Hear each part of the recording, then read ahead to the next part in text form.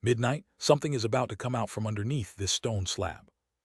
This sentence was uttered by Li Layar, the current temple master of Liu Lin Temple when he was descending the mountain. Lin Zaiasu didn't believe a single punctuation mark of this sentence. He was a university graduate who had been highly educated and was a civil servant candidate currently gearing up for his second attempt. How could he believe that something would crawl out from a huge blue stone? But what could he do? He had promised Li Layar that he would spend a night guarding the Liu Lin Temple. This began when Li Layar's wife fell ill, and every time she did, she went crying to Lin Zaiasu's mother, unable to stop once she began at all, crying about when Li Layar peeked at Widow Feng bathing in their village 20 years ago as if it happened yesterday. Out of consideration for his neighbor, and seeing that this second aunt always gave him good things to eat, and of course, also considering his long-standing bare-bottomed playdates with her daughter Huya, he went to fetch his uncle from the mountain. Never did he expect that once he came, he couldn't leave. His uncle mentioned that today was the ecliptic change day, and someone had to stabilize the profound gate in the Taoist temple, otherwise, something would crawl out from beneath this spot at midnight. Lin Zaiasu was not without objections, but he couldn't overcome the stubbornness of the old man. Thinking of Huya's increasingly prominent chest, Lin Zaiasu impulsively slapped his chest and said, "Uncle, stop worrying, isn't it okay if I help you guard the temple?" With this promise, the uncle happily went home to comfort his wife about an affliction from 20 years ago, leaving Lin Zaiasu alone amidst the chaotic winds on the mountain peak. Fortunately, the uncle had a daughter. No sooner had he descended the mountain than his daughter climbed up. She brought a basket to deliver dinner to Lin Zaiasu. Lin Zaiasu had always been psychologically traumatized by the dinners prepared by Huya, and why so? This girl was bizarre in her ways. She would catch rabbits in the mountains, grope for frogs in the fields, yank big snakes by their tails from between the rocks, poke wild boars' buttocks with a huge stick, making the sows flee from her presence like ghosts and the boars hang their heads in shame. Without exception, all these wild flavors ended up in her cooking pot, and Lin Zaiasu had been tricked into eating them so many times that he had to habitually check the bones every time to see if what he was eating was what it seemed. Today's chicken should be legitimate. But at this moment, given Huya's pose sprawled spread-eagled and half-undressed on the bluestone slab, was it appropriate? Who knows? Lin Zaiasu glanced again at the time on his phone. 1 minute left until midnight. He turned off his phone, his gaze moved to Huya lying spread-eagled on the ground, and he told himself, "Once midnight passes, I'll have completed my uncle's request. I'll carry her to sleep on the bed behind, as it's cold on the ground." Midnight arrived. Neither the mountains shook nor the earth moved. His uncle indeed made up a ridiculous story. Just as Lin Zaiasu internalized this fact, a faint light streaked by. Extremely weak, seeming like starlight from the heavens, or perhaps like a firefly that had flown into the Taoist temple. It came from under the bluestone slab, right beneath his buttocks. Lin Zaiasu took 3 steps, positioned himself directly above this speck of light, knelt down, and pressed one eye against the light, trying to see what was inside the stone. With this glance, his entire being turned to stone. By day, this stone appeared utterly ordinary, but at this moment, it seemed to have opened a heavenly window. Through the heavenly window, inside the stone, there was an endless galaxy. Within the galaxy, an ancient stele. On top of the stele, a bare tree with only a single branch adorned with over a dozen leaves, each leaf radiating a spectrum of light, extremely peculiar, seemingly like a miniature cosmos. Beneath the stele, there was a crystal coffin, within which clouds and mists floated. Once Lin Zaiasu's gaze fell upon the coffin, his soul was greatly shaken. There was a person inside, a female corpse lying quietly in the coffin. Below her neck, clouds and mists covered her, only her face was exposed. Even just her face still gave Lin Zaiasu the utmost shock. Describing her beauty as making fish sink and wild geese fall, or making the moon hide, and the flowers ashamed might still not suffice. She didn't seem dead. She seemed to be peacefully sleeping under the vast starry sky. Her sleeping posture was of a beauty that no painter in the world could capture. Without knowing when, Lin Zaiasu felt his consciousness shift, transformed into a little silver fish, swimming above this utterly beautiful face, quietly observing the sleeping fairy. Suddenly, a leaf on the stele above flicked, dropping a dewdrop. This dewdrop glimmered with a spectrum of colors, seemingly traveling through endless time and space, dropping downwards. It was about to land on the eyelid of the corpse. Lin Zaiyasu was startled, instinctively blocking it. With this block, a chilling sensation pierced his bones, and a mysterious message entered his sea of consciousness. Heavenly Tao Wisdom I perceives the minutest reverse time. Chapter 2. Chapter 2. Huya set up a little game. The corpse below suddenly trembled her eyelashes. It seemed to have been startled. With that tremble, a shocking torrent from this galaxy was stirred up, and Lin Zaiasu's silver fish consciousness directly expelled it. Before him, there was no heavenly window, only the tranquil Liu Lin temple. Huya suddenly sprang up, sitting up with a start. What was that sound? She dashed out of the cave. Lin Zaiyasu was still shaken, not knowing how to respond. At that moment, he sat in a dark corner of the Taoist temple, staring blankly into the deep interior of the temple. The sunlight wasn't enough to cover the interior of the cave, but in the darkness of the cave, he could still clearly see everything. It was so inconceivable. On the cave wall, a piece of clothing hung with messy stitches clearly made by his uncle. 3 strands of long, soft female hair were on it, and a mosquito flew up from this strand of hair into the air. He could see every trembling of its wings so clearly. Heavenly Tao Wisdom I, observant of the minutest detail. Right, there's also reverse time. How to reverse time? Lin Zaiasu's eyes shifted slightly, and everything in front of him seemed to flow back in time. He saw the scene of Huya just getting up. She sprang up from the ground, and her chest bounced as if about to explode, heading outside the cave. His eyes, while having the function of a microscope, also possessed the function of replay. This is the heavenly Tao Wisdom Eye. How did this magical eye appear? Just because a heavenly window was opened on the stone, he looked through it at the corpse lying face up, and a dewdrop was about to fall on the eyelid of the corpse. Worried about disturbing the other's 1,000-year dream, he instinctively blocked the dewdrop, and with that block, he obtained the heavenly Tao Wisdom Eye. Was my good intention a disservice to her? Was it her fortune originally, and did I interrupt it midway? Crossing 2 unconnected worlds, stealing someone else's chance, what am I doing? The fairy's eyelashes moved realistically, annoyed. Outside, Huya suddenly shouted loudly, and the shout was very excited. Lin Zaiyasu also rushed out of the Taoist temple. Beneath the starry haze outside, he saw a scene he would never forget in his lifetime. Huya leaned against the cliff with her feet, grabbing a vine and pulling it outward, the vine covered with scales. So it was you, the little thing disturbing my sweet dream. Come into my pot quickly. Lin Zaiasu's teeth felt a bit sour. Quite stubborn. With a strong pull, stones flew about, and a large flower snake about 7 to 8 feet long was forcefully pulled out by her. The snake was extremely fierce, arching its body in midair, biting towards Huya.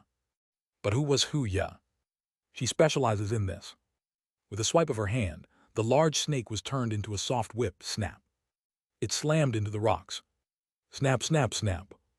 After a fierce whipping like a storm, finally, the large snake's head was smashed, and Huya, holding the large flower snake, was full of joy. Lin Zio was staring at that piece of rock, his face full of disbelief. Scared silly, Huya teased him with the snake's tail. Lin Zaiyasu seemed a bit slow to react, as in the past, such teasing would have made him run immediately, but today, he seemed a bit dazed. Really scared? Don't worry, I'll protect you. It's not, Lin Zaiyasu gently exhaled a breath, something strange. What? Take a good look, what kind of snake is this? Huya stretched out her hand, lifting up the large flower snake, her eyes suddenly rounding in shock. Oh my, Earth Mother, how could it be this big? Earth Mother is a local venomous //// snake, extremely toxic, but its size is usually only about 2 feet. However, the snake she was holding now was at least 2 meters long. Even though Huya was renowned throughout the county for dealing with snakes, she had never seen such an unusual Earth Mother. There's another strange thing.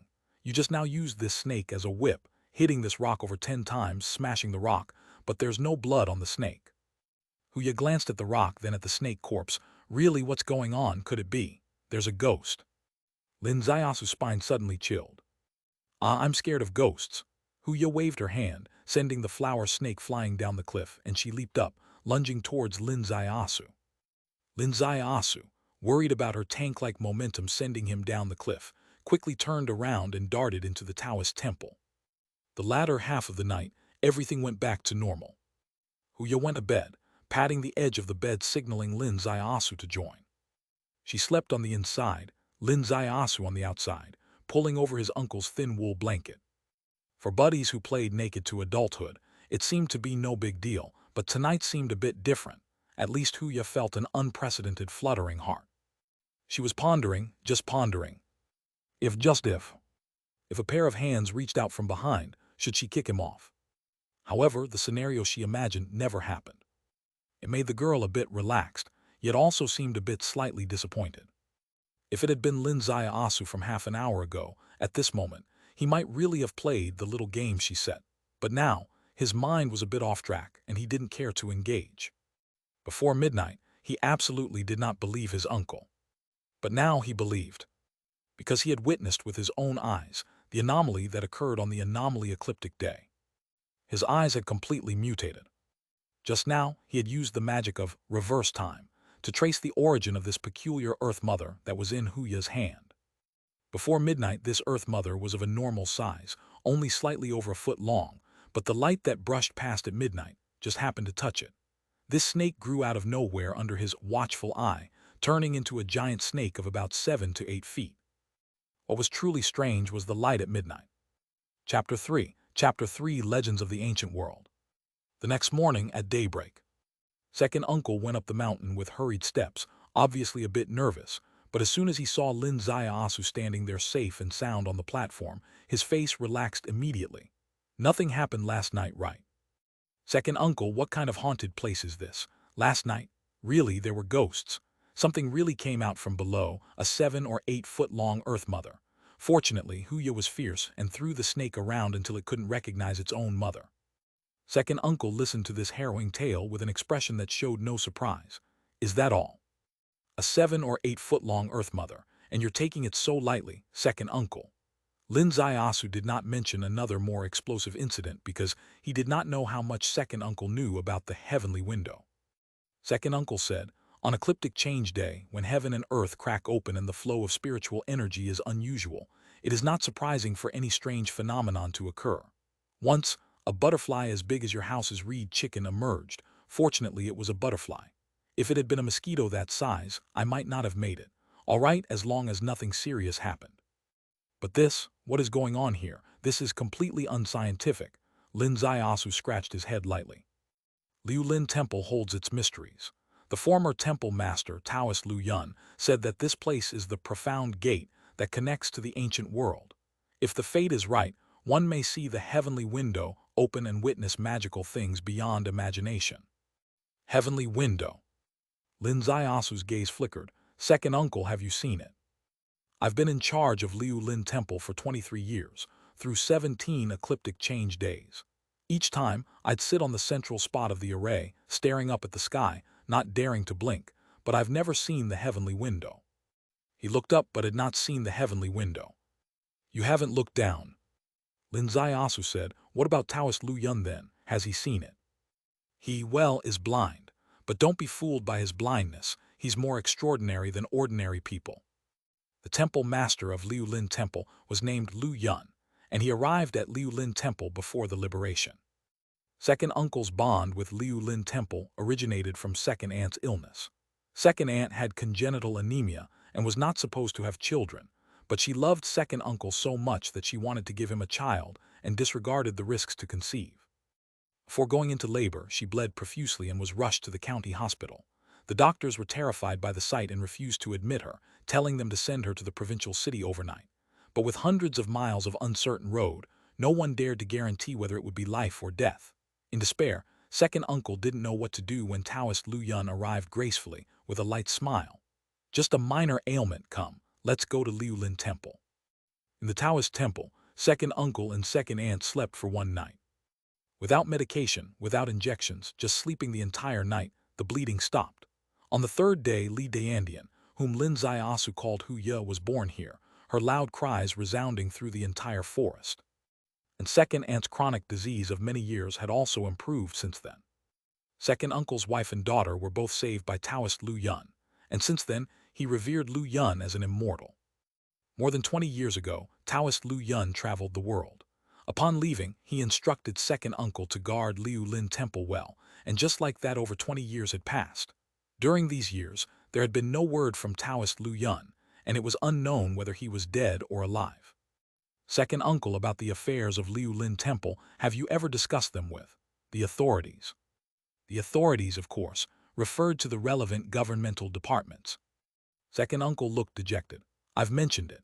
When that mutated giant butterfly appeared, I was worried that next time it might be a mosquito as big as a reed chicken, which could cause some disaster, so I spoke to the officials twice. The first time they just laughed it off, telling me not to promote feudal superstitions. The second time, my goodness, 4 or 5 people in white coats came, and I was nearly taken to the mental hospital. I can understand. Lin Ziasu nodded lightly. If I put myself in their shoes, if I were to work a government job in the future and some old Taoist monk came to tell me these ghost stories, I might react the same way. Second uncle clenched his teeth slowly. That's why you definitely still won't pass your civil service exams this time. Uncle, my exams are in a month, and you can't even bless me, instead you're cursing me. I'm not cursing, I just really hope you fail. Lin Ziasu rolled her eyes. Now I get why second aunt is so naggy, who wouldn't be with the way you treat people. The fact she hasn't smacked you hard means she's kind and virtuous. No, little Sue. Uncle leaned in closer, showing a bit of a flattering smile. How about you forget the exam and come help your uncle guard the temple? I'm not asking you to do it alone. We uncle and niece could take turns. You take the even days, I take the odd days. Don't even think about it, Lin Ziasu interrupted directly. Or how about you come stay overnight on weekends? Let me go back and spend time with your second aunt. I'm not afraid of being laughed at, but the thing with your second aunt is, she has too much energy and she can't handle being separated for long. Uncle's face turned a bit red. Lin Ziasu's eyes widened. Damn. He seemed to have truly touched upon second aunt's root issue. If you were to use modern terms, it might be called young couples hormone syndrome, which is rare for people in their 50s. Uncle and second aunt were different. They were older, but their bodily functions remained young due to the strange chi stimulation from the past, and second aunt had needs. Uncle lived in Liu Lin Temple year-round, causing separation between husband and wife, and second aunt constantly thirsty. This thirst, no one else could cure, only uncle could, almost instantly. My God, is that what you're giving to second aunt? This kind of remedy? Uncle continued his persuasion. Living in Liu Lin Temple has its benefits. Your body would be free of illnesses. When you reach my age, you'll understand how significant this is. Uncle, why not bring second aunt over here? Second aunt's issue started here. She can't come into Liu Lin Temple. Now that's a vicious cycle. Second aunt's thirst wasn't actually an illness. Her real sickness was having replenished qi and blood too much during her confinement in Liu Lin Temple, which went awry, leading to her overthinking and constantly suspecting uncle was seeing someone else. Entering Liu Lin Temple, where spiritual energy seeps from underneath, would worsen her condition. One misstep, and she could really end up a mentally ill patient in a perfectly healthy body. Lin Ziasu's gaze flickered. Uncle, I have a good idea. Let's hear it. What about turning this place into a sanatorium? Open it to the public. Think about it, there are so many wealthy people in the world, they have everything but fear death. If they knew that staying here for one night could cure diseases, it would be like a rolling cash flow. Not even the doors could keep them out. You wouldn't need to force me into anything. You collect admission during the day, and at night fly down the mountain in a helicopter to enjoy life with second aunt.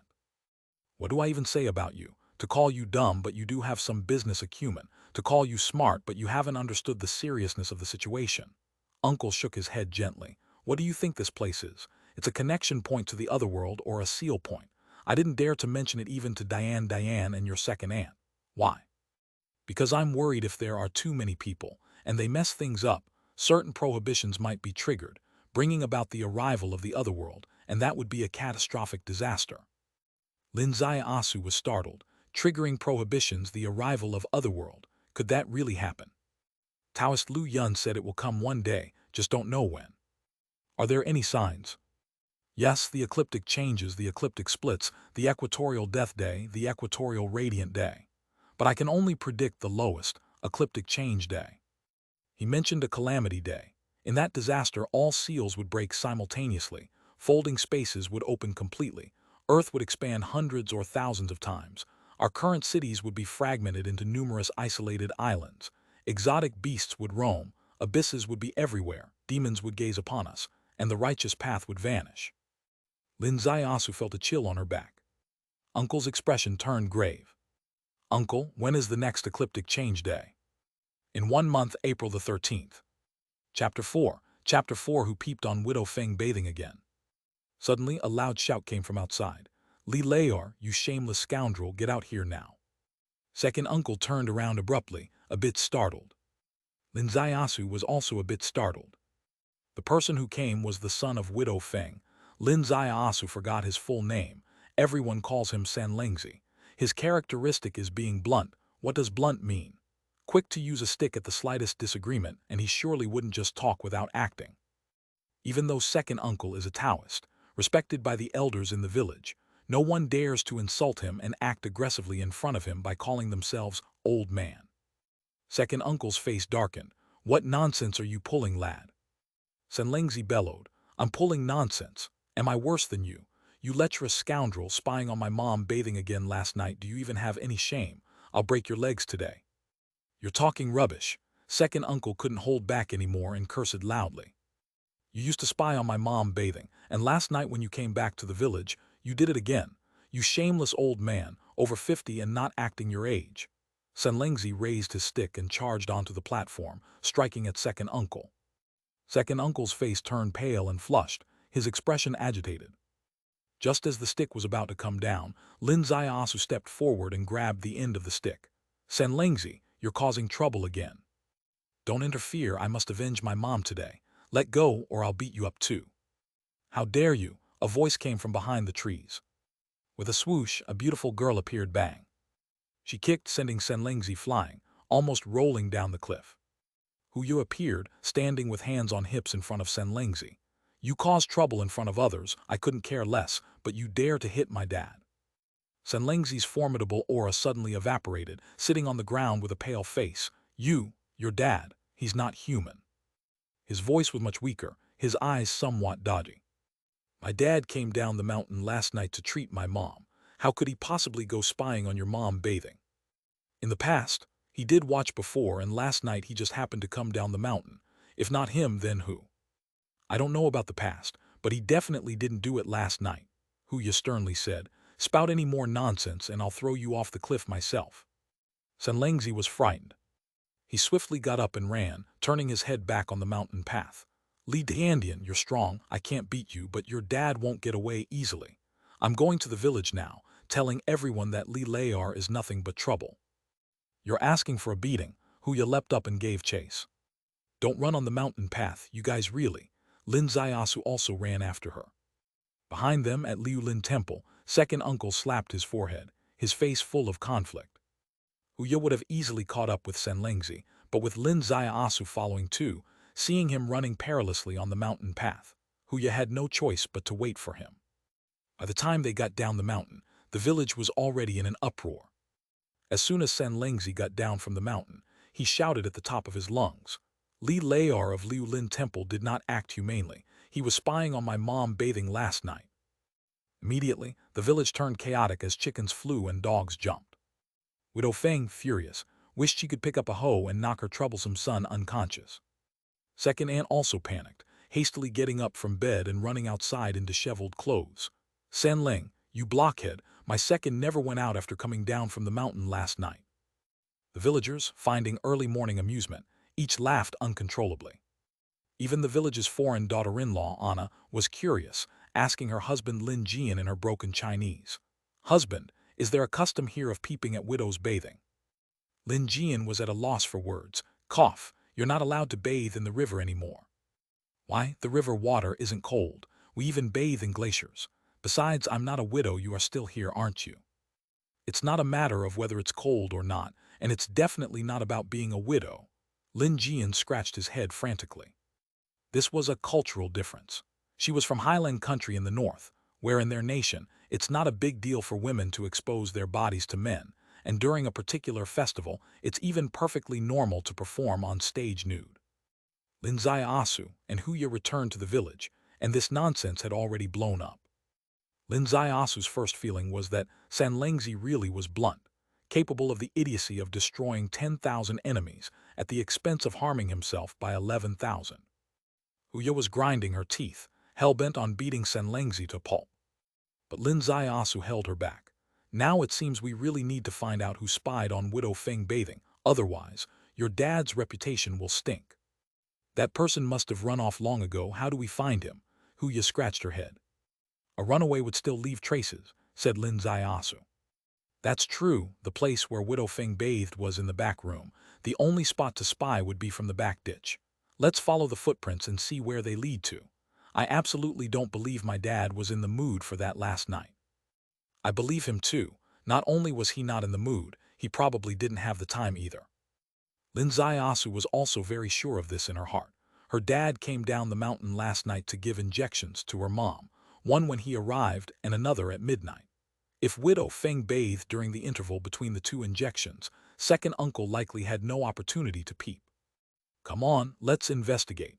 If we clear my dad's name, just watch me rip apart his disgusting mouth. Widow Feng's house was located in the eastern part of the village, close to the mountain. When Lin Ziasu and Huya arrived behind her courtyard wall, Widow Feng was still there. But upon seeing them, she immediately picked up a hoe, slung it over her shoulder, and left the house. Her expression was terrible, and it was unclear whether she was heading to the fields to work or to beat up her good-for-nothing son. From her back, her figure was actually quite good, which was probably the root reason why the joke, Widow Feng takes a bath, had endured so long in the small mountain village. Just as Lin Ziasu and Huya reached the ditch behind her house, they heard Senlengzi's loud voice. Mom, no need to look for that old lecher, I've already talked to him. Ah, Mom, why are you hitting me? You're so flustered.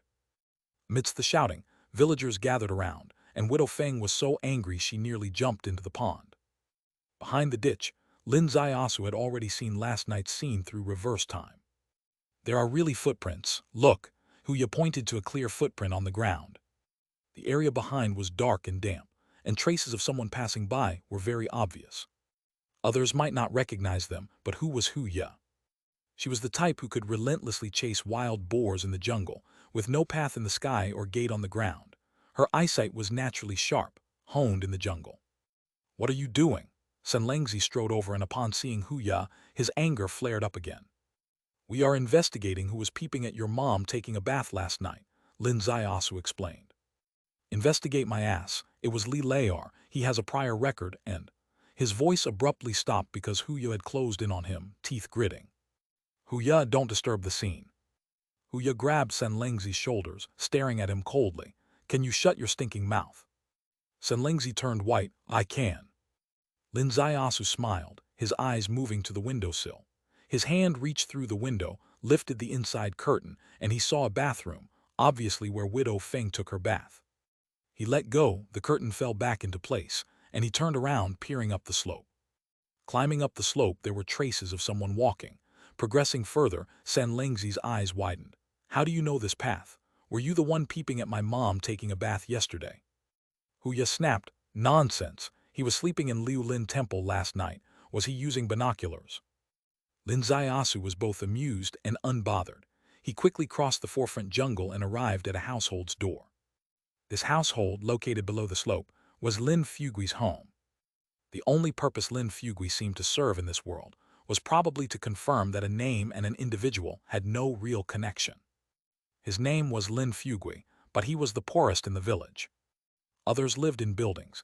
Even Widow Feng lived in a building, but he lived in the dilapidated house left by his deceased parents. In those days, anyone with hands and feet could add something to their home, except for him. His feet were used for loitering, his hands for shenanigans. Oh, and his hands were also for asking for handouts. With good government policies ensuring no one left behind in poverty relief, his behavior, although extremely disapproved by everyone, couldn't hide the fact that he was genuinely poor.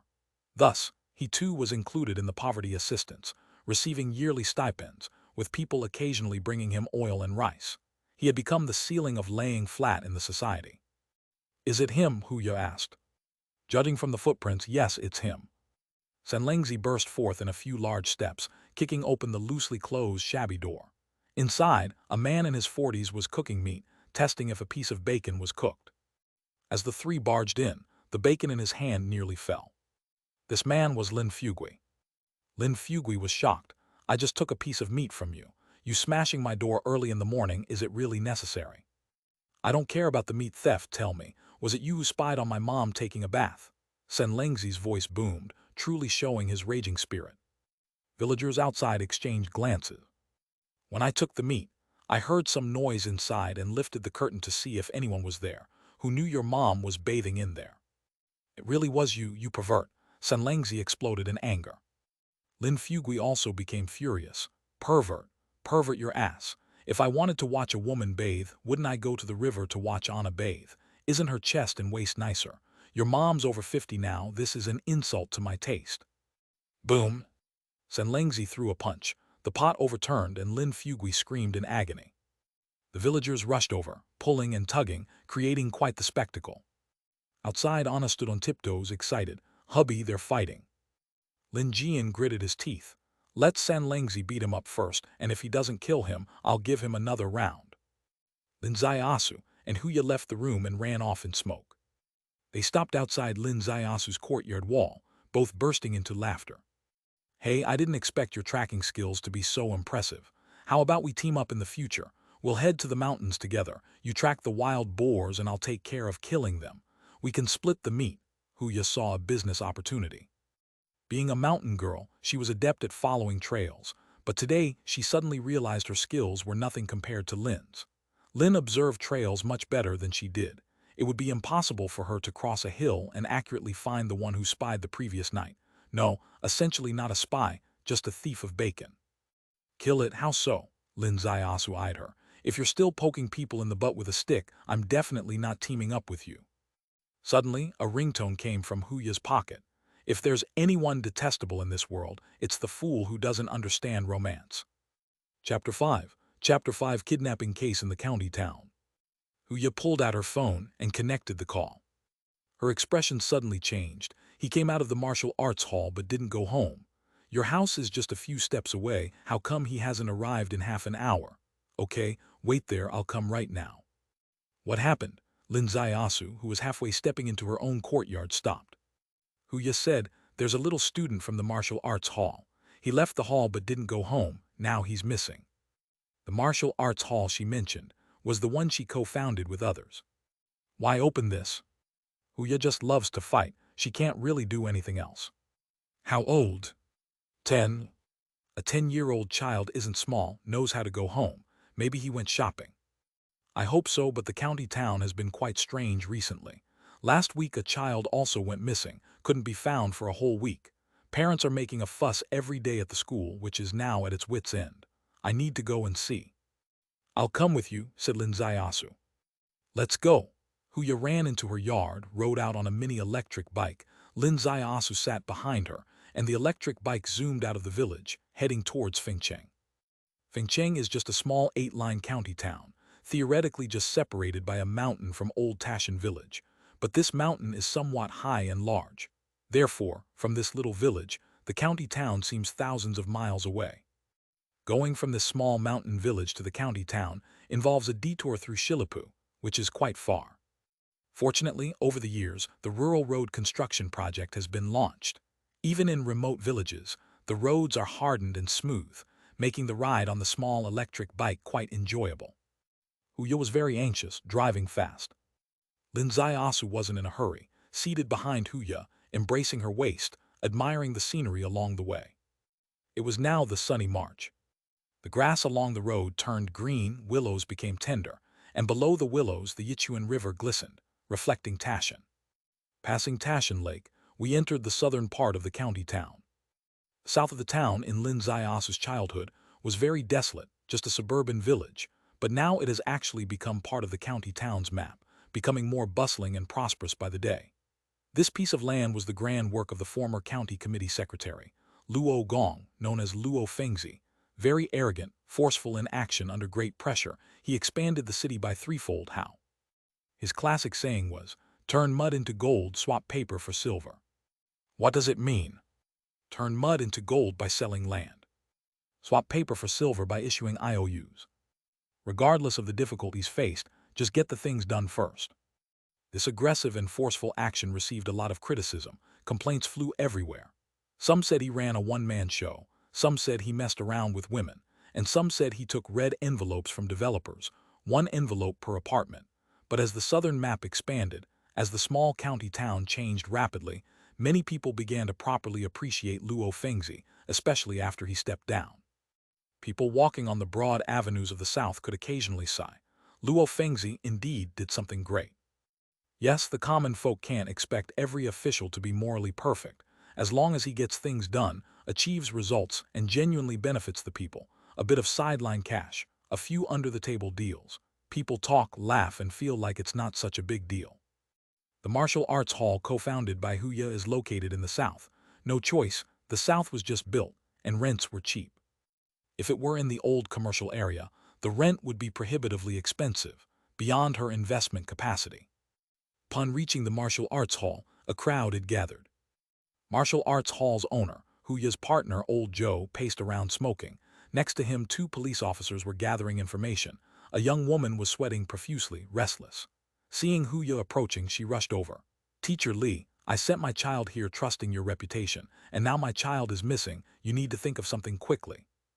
"Don't panic, little Wang, aren't the police here? We are looking." Old Joe threw away his cigarette butt and took over. "What's the situation?" Huya stared at Old Joe. "It's really bizarre, just finished a class. Her child was still here, left the door like usual, but then just disappeared into thin air." Old Joe wiped the sweat off his forehead and recounted the situation. 2 other police officers came over from another side. "Captain Zhang, all the intersections around here have cameras. We checked separately, indeed, we didn't see the child pass by."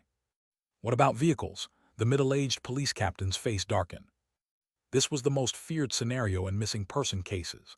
The child being carried into a vehicle in this surveillance blind spot and taken away. Vehicles are highly mobile, any delay, and they might be lost in the sea of people. We already tallied all the license plates that passed through this area during that time, but to precisely track their destinations takes time. "Check, no matter how long it takes, check." Ms. Wang, the young mother, grabbed Captain Zhang's hand. "Officer, you must help me find my son. If I lose him, I can't go on, Suddenly, in the commotion, Lin Asu gently patted Huya's shoulder. "Doesn't your martial arts hall have a camera at the entrance? Show me the footage." That can only capture up to 10 meters from the entrance, can't reach here." "No worries, just open it up for me to look."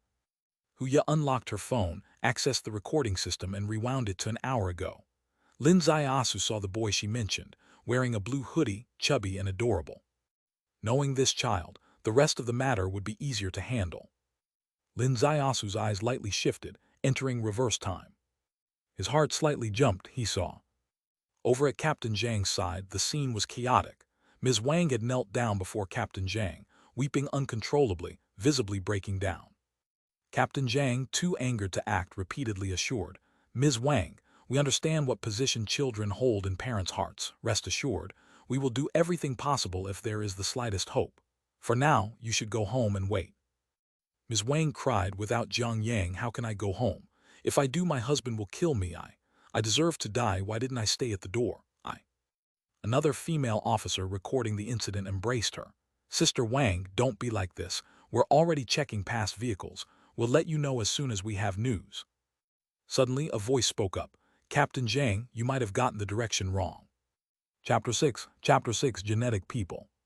Huya suddenly appeared in front of him, delivering a fierce kick. Boom! Lin Asu felt as though a tornado had risen in this dimly lit basement. That man who had just run up to him was kicked squarely between the legs and sent flying into the air. As he flew, his face became completely distorted. But this man's distinctiveness was also revealed. Suddenly, he kicked against the wall behind him, turning into a black sword, with a black dagger aiming straight for Huya's throat. Huya whirled around abruptly, deftly dodging, and with a fall of her right hand, struck the man on the head. With that hit, the man smashed heavily to the floor, shaking the ground beneath. The man struggled to lift his head, only to be met with a foot. At least a size 41 foot came crashing down, sending the man sliding across the floor to slam into the wall behind him, his head lolling to one side as he passed out. A flashlight beam from Zhou Mei's hand flickered to life, trembling slightly. Even as a police officer, when had she ever faced such danger?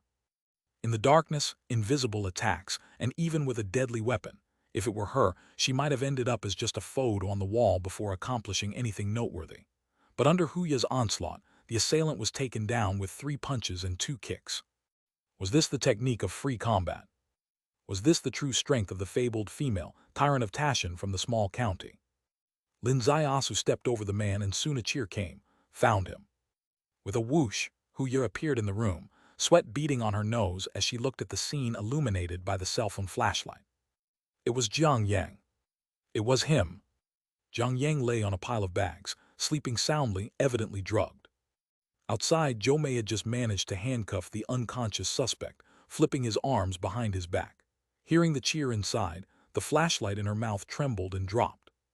Next, she entered the room and saw Jiang Yang, the man in the blue hoodie she had seen once on the monitor, her heartbeat accelerating instantly. A phone call was made, and Captain Zhang was stupefied. Ms. Wang, who had followed him all the way, burst out jumping and crying. The police siren blared wail wail as they rushed to the scene at top speed. Finally, Lin Zaiasu had to face Zhou Mei's gaze. Heaven forbid it was not one of gratitude. On the contrary, it was somewhat doubtful. What is your name? Why are you asking this? I need to know where you were an hour ago. Holy crap, you suspect me. Lin Zaiasu jumped as if electrified. I know it's impolite to doubt someone who has contributed to solving a case, but the way you've cracked the case is too fantastical for my knowledge of criminal investigation science to support. So, you'd better answer my questions honestly. If I've wronged you, I'll treat you to a meal and apologize. Zhou Mei's voice was very calm, very composed. Huya stepped forward. Officer, you've got the wrong guy. An hour ago, he was with me in Old Tashin village solving another case. We heard about the child's disappearance and rushed over together. What case? The widow Feng's bathing case. That case is known to everyone in Old Tashin village. You can look into it. If not for him, my dad would have been wrongly accused, Huya declared, arms crossed. So you're saying he's like a police dog, sniffing out scents? Yes, Huya said. He's really good at sniffing out scents. When we were hunting game in Old Tashin, he'd always sniff them out and then we'd go after them. Hunting game, Zhou Mei's eyes lit up. Cough, they weren't protected animals, just rabbits and the like. Officer, we know the law, said Lin Zaiasu, hastening to clarify. Right, I study the animal protection list extensively. I almost know it by heart, Huya added cheekily. Zhou Mei fell silent. Outside, the sound of sirens were followed by footsteps approaching rapidly. Leading the way, Ms. Wang stumbled along. Her high heels had come off, and she simply tossed them aside, continuing barefoot at a frantic pace. Lin Zaiasu gently pulled Huya. Let's go. Okay, let's go. I'll treat you to dinner. Huya followed him out of the construction site into the roadside, where they hailed a taxi. Inside the construction site in front of the suspect, Zhou Mei's expression was utterly severe. Captain Zhang, I suspect this person is one of the genetic people. Captain Zhang's face suddenly shifted. Genetic people, a product of modern technology, merging various genes to develop a range of skills.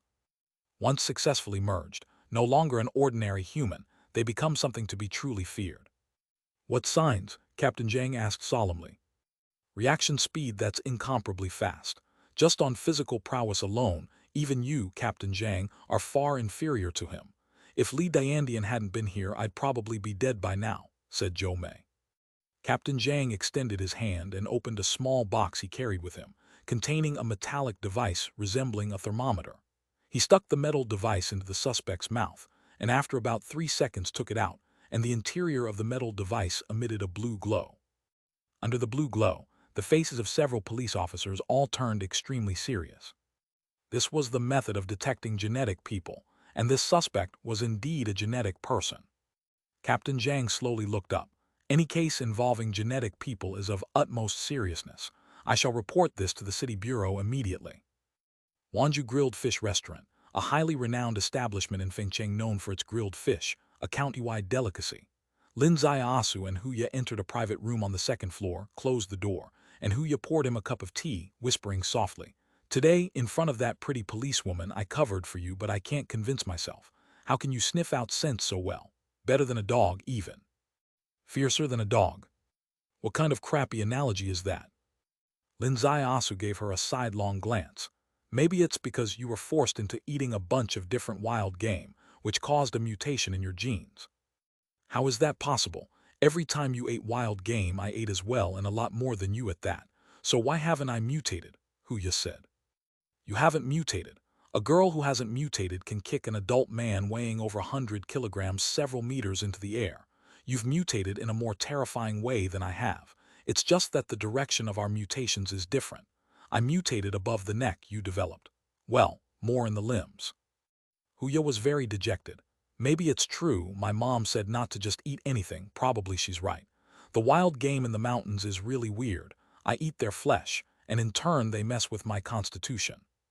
Actually, it's pretty good. In today's society, it's too hard for ordinary people to survive, so having some special skills isn't a bad thing. Like today, if you hadn't been so fierce, we would probably have been done for. That's true, but hey, I'm a girl, Huya said. The books say women are made of water, but am I made of water? I'm directly made of concrete, and here's something you wouldn't believe, my skin has gotten freakier. Needles can't even penetrate it. Lin Zaiasu was shocked. No way, weren't you stung all over your head when you poked at a wasp nest last year? That was last year, things have changed this year. The last time I deliberately tried to take down a wasp nest was to experience what a sting felt like, but those wasps bumped against me and couldn't even sting me in the end. They probably cried. Little Sue, I'm a little afraid, really. Afraid of what? Huya said. I'm a bit worried that I really won't be able to get married in the future. Don't worry, if nobody else wants to take the plunge, I will. This is my way of saying if I don't go to hell, who will? Lin Zaiasu was full of arrogance. You willing to take the plunge? Do you really think you can handle it? Huya glanced at him. I already told you, even wasps can't sting through the skin on my body. I'm not looking down on you, but your scrawny body. Damn, I really have to give it a try. Try it, but you're not allowed to cry if you get hurt. Though they spoke harshly and fiercely after eating, Huya hopped on her bike and sped off, proving she was both hopeless and playful. What does that mean?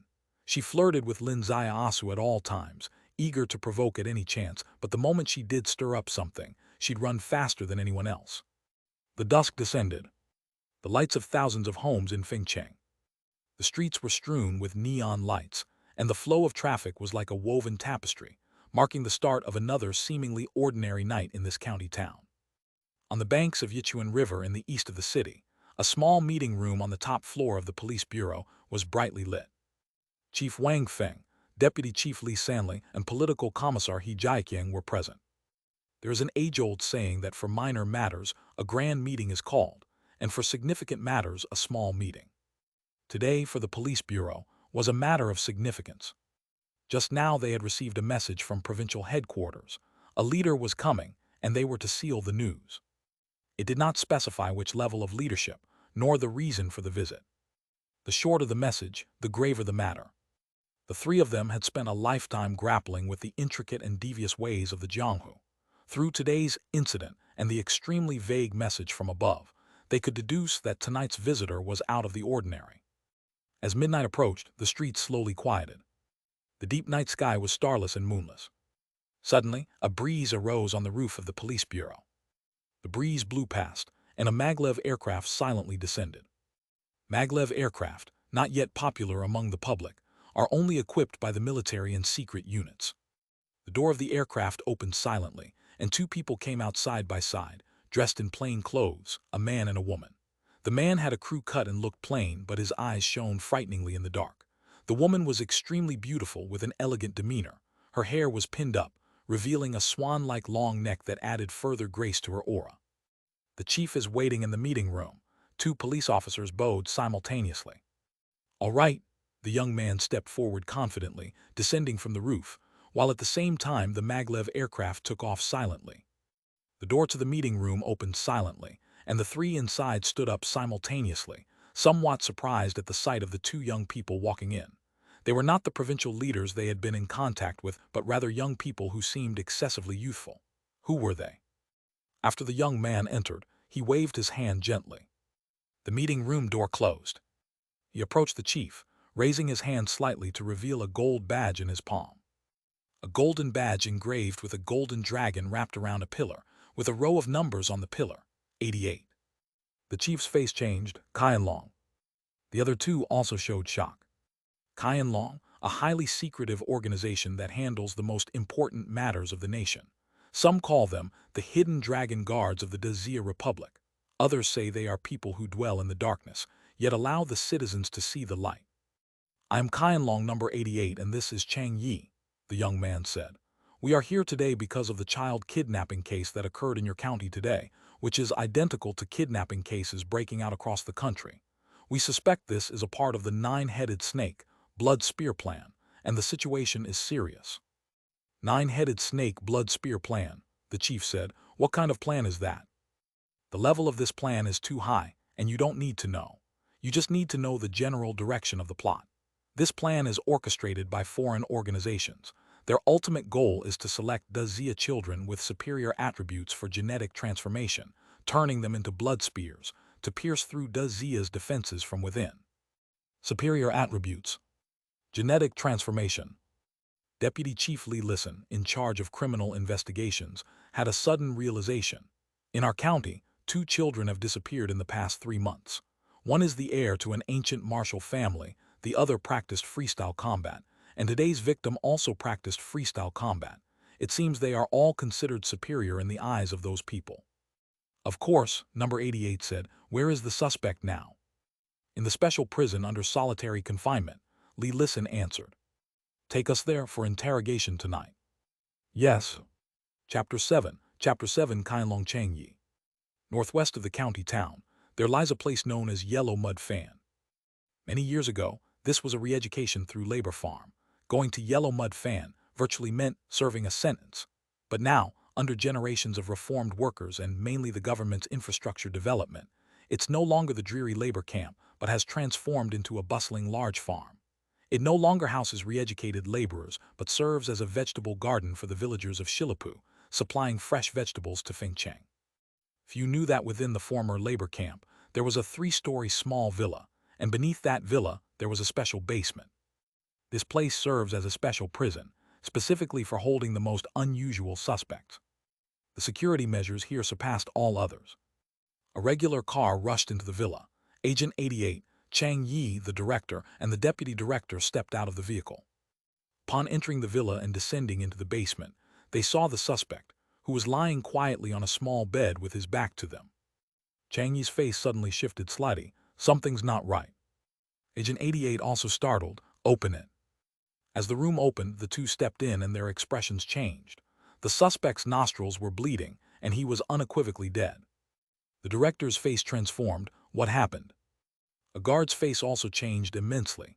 "He was fine when we came in, and we've been watching constantly from the outside. Nobody approached. How could he possibly take poison?" "It's not poison," Chang Yi said. "It's a chip explosion inside his brain. He had a chip implanted in his brain." Agent 88's expression darkened. "Didn't I tell you all to block all remote signals?" Brain chips require signals for control. Blocking remote signals should theoretically prevent remote triggering of the chip to explode. Unless, as expected, a hacker intervened modifying the blocking program. Chang Yi said, "Where's the control room?" Everyone entered the control room. Chang Yi lightly flicked his finger accessing a program.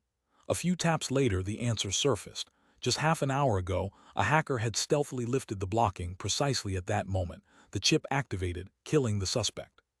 The director, deputy director, and 3 seasoned police officers glanced at each other, their faces all turning pale. Having a chip implanted in the brain was already beyond belief. Yet the incomprehensibility of the opponent, who managed to hack and undo police measures preemptively. This method of surreptitiously lifting the block was unbeknownst even to veteran computer experts in the control room. The enemy's tactics were truly infiltrative. Just this remote contest alone was enough to showcase their terrifying capabilities. Such tactics were not something a county-level facility could contend with. Chang Yi and Agent 88 knew it wasn't their fault.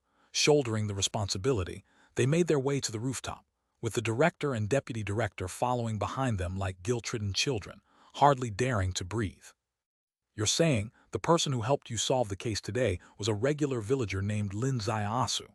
Chang Yi breathed lightly. "Yes," Deputy Director Lee Listen stepped forward. Over several miles and crossing 4 blocks, he managed to track down the suspect just by a whiff of their scent. "Yes." Chang Yi's gaze flickered slightly in the night. Arrange for a female officer to accompany me on a task tomorrow. Don't tell her who I am. Yes. Have her meet me at Fengcheng Hotel Room 302 tomorrow morning. Yes. You may leave. Don't worry about us anymore. Leader, our car is still downstairs. We should drive you both to the hotel. It's not necessary. We'll find our way back, Chang Yi declared. The director and deputy director exchanged a glance, then descended the stairs. Atop the rooftop, enveloped in darkness, the county town seemed remote from this angle. Agent 88 exhaled lightly. Are you interested in that person named Lin Ziasu? Yes, there are many in the organization with genetic enhancements and olfactory capabilities, but even the so-called National Guardian Dog 101 couldn't have located the suspect in such a short time under these circumstances, right? Agent 88 nodded. I'll check if there's any information on his genetic transformation. He lifted his hand, putting on a pair of seemingly ordinary gold-rimmed glasses, which oddly added a touch of scholarly charm to him. No need to check, I've already looked into it, Chang Yi said. There's no information about his genetic transformation, which aligns completely with his family background. Just a regular villager's home. They couldn't possibly afford a genetic transformation surgery costing millions. If there's no genetic transformation information and there's been a genetic mutation, there are only two possibilities. One is that the mutation molecules are inherently carried in his bloodline. Considering his parents and brother are all normal, we can almost rule out the first possibility. The second possibility then. Unintentional external genetic injection, Chang Yi stated.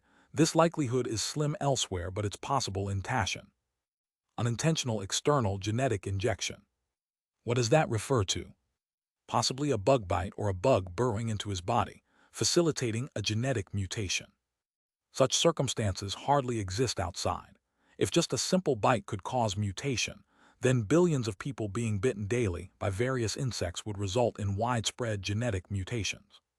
However, Tashan is unique, its rich biodiversity unparalleled, attracting the attention of Qianlong. Even Qianlong's researchers have studied here for many years. Just 3 days ago, a major event occurred. Chang Yi, I know you hope to recruit talents for Qianlong to address the current complex strategic context, but you also need to understand, our position is extremely delicate. Sometimes, a butterfly flapping its wings can unleash a tornado on the Taiping West Coast, Agent 88 said. That's why I asked them to arrange someone to join me for a test tomorrow, Chang Yi explained. What kind of test do you want to conduct? I want to see if his unique investigative methods can unravel the mystery case from Qingyuan Temple 3 days ago. Agent 88 was shocked. You still think the death of 2198 is a case? 2198 in the organization is just a numerical code, but for me, he was half a father, half a mentor. I can't forget when I was in the orphanage looking up at the sky. He came to me, holding an umbrella over me in the cold autumn rain, and I also can't forget the night before I sent him to Fengcheng, the words he told me. He said, genetics is a double-edged sword. The extension of the blade is immensely powerful. What he could do was thicken the back of the blade to protect the billion people of Daxia. He would not die with his ambitions unfulfilled. Chapter 8 Special Operations. Even the most ambitious of us are just ordinary people in the end, susceptible to sudden health crises like brain thrombosis if we overuse our brains long-term. No matter what, I have to give it a try. If it's a natural death, then I can let it go. But if it's not, then they need to know what the long night means. As the voice lingered in the air, Chang Yi stepped off the edge of the building, and the next moment she vanished completely. 88 looked up to the sky and finally stepped off the edge of the building, and the next moment he disappeared as well. No one knew that within the night, 2 non-human figures had traversed 10 miles across the muddy wilderness and entered Fengcheng. Under the same starry sky, Lin Ziasu sat in front of the window, gazing at the small river outside. God as his witness, he wasn't his second uncle, nor was he Li Fugui. He truly had no interest in voyeurism, but what could he do with such excellent vision? The most vexing thing was that Anna loved to bathe in the river. She used to bathe in the morning, which was fine, for Lin Ziasu usually slept until the sun was high, perfectly missing the time she bathed. But today's events had unsettled her, or more precisely, her husband, who adamantly refused to let her bathe in the morning, and thus it was shifted to the evening. She bathed in the river while her husband, Lin Jian, stood guard on the bank, holding a long carrying pole, vigilant and listening to every sound, ready to react to the slightest movement. Unfortunately, no matter how long his carrying pole was, it could not reach the window half a mile away. No matter how alert he was, he never imagined that half a mile away there were eyes piercing through the darkness of night. Fortunately, those eyes only glanced once before looking away. In Huya's words, Lin Zaiasu was not lecherous. That statement wasn't absolute, though. Even the venerable Confucius once said, "Food and sex are human nature. Lust is a man's instinct. Every normal man is lusty. But a gentleman seeks his pleasures rightly.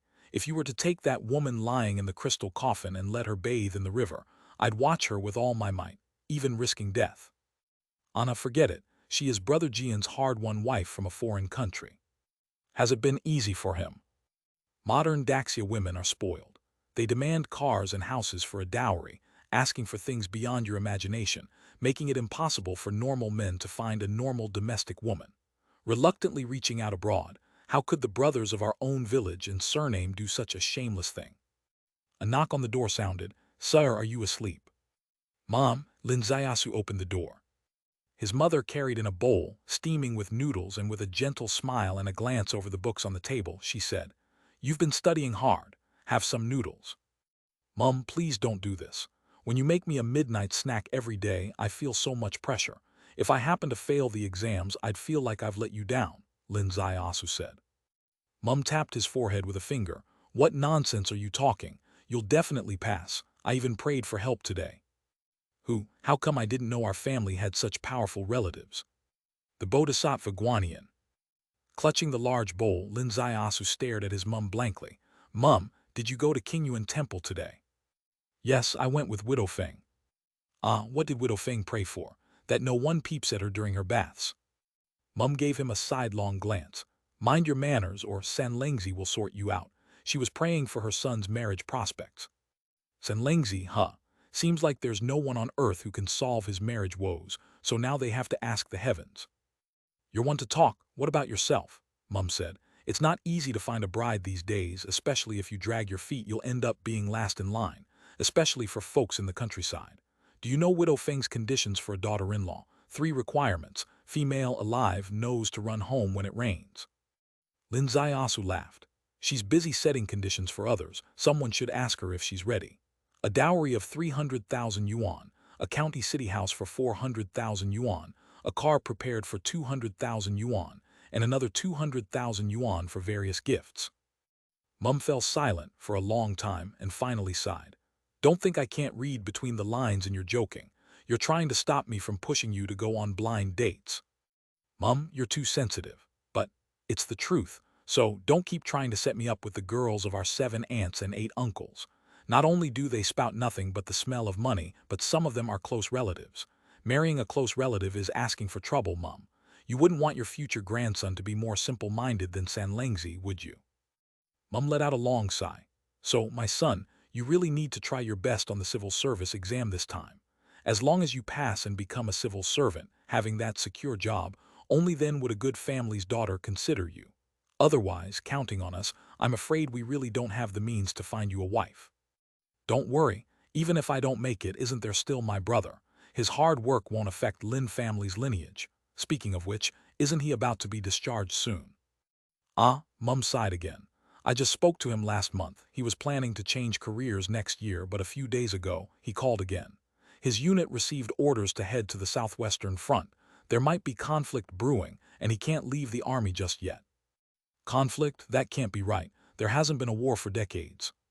"Who can be so sure when it comes to military affairs? What's happening out there is not something we ordinary folks can understand. All right, get some rest early. Studying during the day is just as effective. Don't stay up late." Mum cleared the tableware and went downstairs. The next morning, as Lin Zaiasu got up, the kitchen had warm food ready, but Mum had already gone out. She went to sell vegetables in the county city. Villagers surrounding the county city have this one advantage: they can sell vegetables there. Even though carrying vegetables for over 10 miles only earns a few tens of yuan, what other kind of earning can you find in the countryside that brings in a few tens of yuan a day? Lin Zaiasu had just returned home. He saw how hard Mum was working and enthusiastically got up early to help Mum take vegetables to the market. But his kind gesture was not met with gratitude. Mum scolded him harshly. Don't think by helping Mum with some chores, you're seen as accomplished and make me happy. Your real task is the civil service exam. Going to sell vegetables means you're unsuccessful. It's losing the face of Lin family's 8 generations. Although Lin Zaiasu didn't recall any remarkable ancestors in his family, he was still so scolded by Mum that he tucked his tail and scampered away, never daring to fuss over such trivial matters again. After eating the food Mum left and washing the dishes, Lin Zaiasu walked to the gate and saw a black sedan speeding towards him. Chapter 9 The Kingyuan Temple Mist Case. He was slightly taken aback, discreetly reviewing in his mind. There weren't any issues yesterday, right? Why has she come again? Yes, although the car didn't have any distinguishing features, it couldn't escape Lin's transcendent eyesight. Through the glass window, he recognized the driver immediately. It was Officer Joe May from yesterday. Joe May's car drifted beautifully and stopped outside Lin Zaiasu's gate, and she got out of the car with another woman, walking up to the gate. Lin Zaiasu's gaze passed over this woman, taking aback slightly. This woman had too many inconsistencies about her. But his gaze was only brief, landing on Joe May's face. Officer Joe still thinks I'm problematic, came specifically to arrest me. Yes, Joe May said sternly. We analyzed it all night yesterday and felt you are highly problematic. Thus, we wanted to invite you to the station for some noodles. You arrest people for official reasons, isn't it usually an invitation for tea at the station? Why noodles? Lin Zaiasu frowned. Joe May burst into laughter. You're still in the mood to notice the difference between tea and noodles. Seems like you really didn't do anything bad. I really didn't do anything bad. Then, may we come into your house for a cup of tea? Asked Joe May. Lin Zaiasu opened the gate. The two women entered side by side, and as Lin Zaiasu carried out the teapot from inside, he noticed the new beautiful woman's gaze. It was strange, very clean and very profound, not resembling the eyes of a woman living in the secular world. Is she an officer too? Lin Zaiasu first poured a cup of tea for this new, beautiful woman. Joe May smiled. You're fortunate. This is my superior, Officer Chang from the provincial office. Chang Yi. The beautiful woman faintly uttered 2 words, very calm, and her voice was very clean. Welcome to both beautiful police officers. Lin Zaiasu smiled. What brings you here? Joe May's gaze shifted toward Chang Yi. Chang Yi spoke. Mr. Lin's detective methods yesterday were miraculous. I deeply admire them. Today, I've come specifically to thank Mr. Lin. And secondly, we have another case that we hope you can help with. Lin Zaiasu said, no need to thank me. If it wasn't related to my partner's martial arts hall, I wouldn't have gotten involved in police work. As for this other case, I truly don't have time, and not to hide it from you officers, I'm preparing for the civil service exam. Time is tight. Joe May said, helping police with cases is every citizen's. Chang Yi gently raised her hand to stop her slogan-like chant. We saw your mother on the way here, carrying vegetables to the market to sell. Exactly, I haven't even helped my mom sell vegetables, letting her toil like this. It shows how truly busy I am, Lin Zaiasu stated. Selling vegetables is for family livelihood, but you could alleviate some of her stress by helping me with this matter. I'll pay. Lin Zaiasu was stunned. Joe May was also stunned. Is the provincial office leader so generous in handling cases? She, of course, wasn't aware of Chang Yi's real identity, which Chang Yi had explained to the chief, not allowing her identity to be disclosed. Chang Yi looked into Lin Zaiasu's eyes with a smile, her smile as serene as an orchid blooming at night. I've seen your gaze. 10,000 yuan, it has already been transferred to your account. Ding! At this moment, Lin Zaiasu's phone received a message alert. He opened it to see a notification message. Your bank card, last digits ////, has received a transfer for an amount of 10,000 yuan. Lin Zaiasu was conflicted. Revealing that great divine power yesterday, he was indeed somewhat uneasy inside. Facing Joe May was still fine, but facing Chang Yi, he was somewhat apprehensive. He always felt the unreal beauty of this policewoman in front of him wasn't a simple and devout person. Where could he see that from? The sixth sense is not even the concerning part. Just from a few details alone, it's apparent that she knew his mother. She never asked him for his bank account number, yet she could precisely make a payment to him. This all points to a thorough investigation into him, which really isn't a good sign. Hence, he truly didn't want to get involved in any of her affairs. But alas, she offered too much. Well then, for the salary of a month's work as a civil servant, let's do it. Officer Chang's style shows true sincerity. Lin Ziasu sighed lightly. Tell me what's the case. Chang Yi proceeded to explain. Zhou Mei was shocked. The leader had asked her to assist Officer Chang from the provincial office, but they did not mention it was for this matter. What could possibly be accomplished from this? It was a very typical accident, not a case at all. Lin Ziasu was also a bit surprised. 4 days ago, in a Zen room at Taishan Qingyuan Temple, a scholar who had lived there for many years suddenly died of a brain hemorrhage. The door to the Zen room was locked from the inside. The deceased had no wounds on his body, and all symptoms matched those of a brain hemorrhage. Doctors had confirmed it was a sudden brain hemorrhage. However, Chang Yi specifically asked him to solve this seemingly unsolvable case. I want to know, why do you believe there's something wrong with his death? Lin Ziasu frowned and asked. Because he once told me, with unfulfilled aspirations I shall not die first. When Chang Yi mentioned these words, he looked very sorrowful. With unfulfilled aspirations I shall not die first. What a bold oath, but how many deaths in this world are voluntary? Regardless, I want to try, Chang Yi said. Visit that Zen room, whether you use your skill of capturing scents or your method from investigating Widow Feng's bathing incident. Find all possible suspicious clues in that room. As long as you've done your best, even if you find no clues, you've completed your task. The body is no longer there, right? Yes. An empty room where someone had died 4 days ago, and now searching for clues might seem like a mere formality to most. But after thinking for a moment, Lin Ziasu nodded lightly. Let's go. The car sped out of Old Taishan village. The villagers were not disturbed. After a few turns, they reached the other side of Taishan. Taishan, situated between the county town and Old Taishan village, offers completely different views from either side. Seeing from the Old Taishan village side reveals a pristine high mountain, with cliffs, dense forests and an old, decrepit Taoist temple, Liu Lin Temple. From the county town side beneath the mountain, there's a children's playground, the tranquil Taishan Lake, the ever-changing Taishan Park. Within the mountain lies Qingyuan Ancient Temple, and at the mountain's peak, a TV broadcasting tower and a meteorological tower. This spot is the most ideal weekend getaway for the 160,000 residents of the county. Hence, with various facilities continually added over the years, this side of Taishan gradually represents a profound integration of man and nature.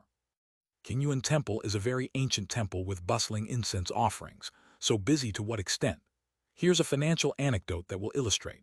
Several local banks vying for the temple's incense money account were at their wits' end, unsure how to manage public relations because the other party were monks. Offering money, liquor, or women were all inappropriate. Thus, one bank took a creative approach by arranging for an early retirement for their office director, who then joined the Buddhist Association as a secretary general. This strategy linked them to Qingyuan Temple, securing the account with millions in cash flow. Everyone said this was a reinterpretative live action of the ancient poem. Through twisted paths to secluded spots, deep in the bamboos, a Zen room is found, which is also considered a fine tale in finance. Qingyuan Temple has also become more open over the years, particularly towards scholars. Taishan is rich in botanical resources, featuring many plants that are extinct or hard to find elsewhere. Thus, various agricultural universities and research teams dispatch people to reside here long-term to collect botanical samples for research. Their target was one such person. He was Taking, an old scholarly researcher who had lived here for 8 years, practically invisible. Even though he suddenly died of a brain hemorrhage in the Zen room, not many knew of it. Led by an old monk, they arrived at the Zen room in the back courtyard of Qingyuan Temple, a secluded chamber where Taking had lived. The door was open. Inside there was not much, just some furniture, an incense burner, a taishi chair, and a bed. A few books, temple's Buddhist scriptures, lay on the table. Chang Yi informed Lin Ziasu at the doorway that originally there were some research materials and plant specimens here. Those items had been taken away, but other unrelated items were left untouched and in their original places. After the incident in this room, no unrelated personnel had entered. The people who went in to collect the materials all wore special attire to ensure no trace of scents were left. This meant he could go in and sniff around. If there were any scents left by someone other than Taking, that person would be the suspect. Chapter 10 Hairpin. Lin Ziasu did not rashly enter the room. She stood by the door and activated reverse time first. 4 whole days had passed, and it seemed her reverse time was pushing its limits. When she felt a slight sting in her eyes, she finally saw the scene she wanted to see. An old man with white hair lying on a Taishi chair, looking up at the ceiling with a leisurely tap of his foot. This scene definitely did not look like a man about to die suddenly. However, the next moment, an anomaly occurred. Lin Zayasu's heart jolted. 3 meters away from her, Sister Chang and Jo Mei were both staring at her. Jo Mei quietly said, "Sister Chang, I think even if he has the ability to detect scents, it's impossible. 4 days have passed, the mountain wind is strong, and the window has been open for the breeze every day. Any scent would have dissipated." Sister Chang's eyes lit up, and she stepped forward. Her step was silent and noiseless. Lin Ziasu suddenly felt a chill on her back, and she exited the reverse time state. When she turned around, she saw Sister Chang, who had appeared behind her without making a sound, startling Lin Ziasu. "Is this girl a cat or what? Have you found anything?" Lin Ziasu said. "Can't see anything right now. I'll go in and have a look. Oh, right, do you have photos of the crime scene?" "Was waiting for you to ask." Sister Chang lifted her hand, and a pair of glasses appeared on her face. "Call up photo number 1352. As her voice fell, a layer of light and shadow emerged from her glasses, a three-dimensional hologram, with an ultra-clear image where every detail was visible. Lin Ziasu saw through reverse time that the old man was sitting in the Taishi chair, his head tilted back, and mouth slightly open. Lin Ziasu remarked, "The police's forensic technology is really impressive. This is too clear. Tell me, which part do you need to enlarge? I'll go in first and have a look, no rush."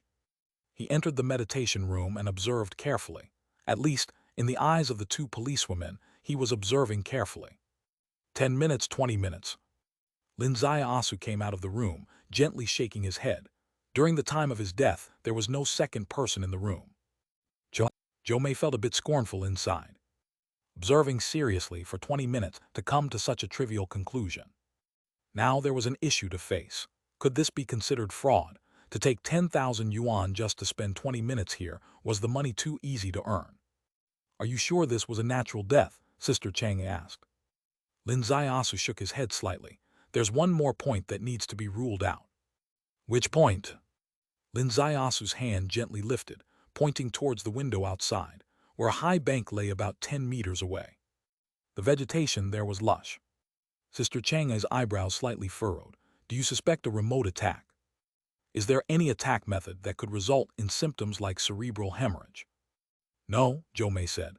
"So-called remote attacks only cause external injuries, and cerebral hemorrhages have nothing to do with external injuries. Right, Sister Chang?" Sister Chang did not speak, her gaze expressing deep thought. "Go there and check it out first." "Okay." Lin Ziasu went under the high bank and looked around carefully. He climbed up the bank from the side and after quite a struggle, finally reached the top of the high bank. Suddenly, he let out a soft gasp. Sister Chang, somehow there behind him, asked, "What did you find?" "Look," Lin Ziasu pointed at the ground. Sister Chang focused on the weeds underfoot, seeing nothing out of the ordinary. "What?" "This grass was stepped on and broken 4 days ago," Lin Ziasu said. Sister Chang's eyes brightened. 4 days ago, the grass was stepped on, and this place usually had no one coming around. Are you sure it was a person?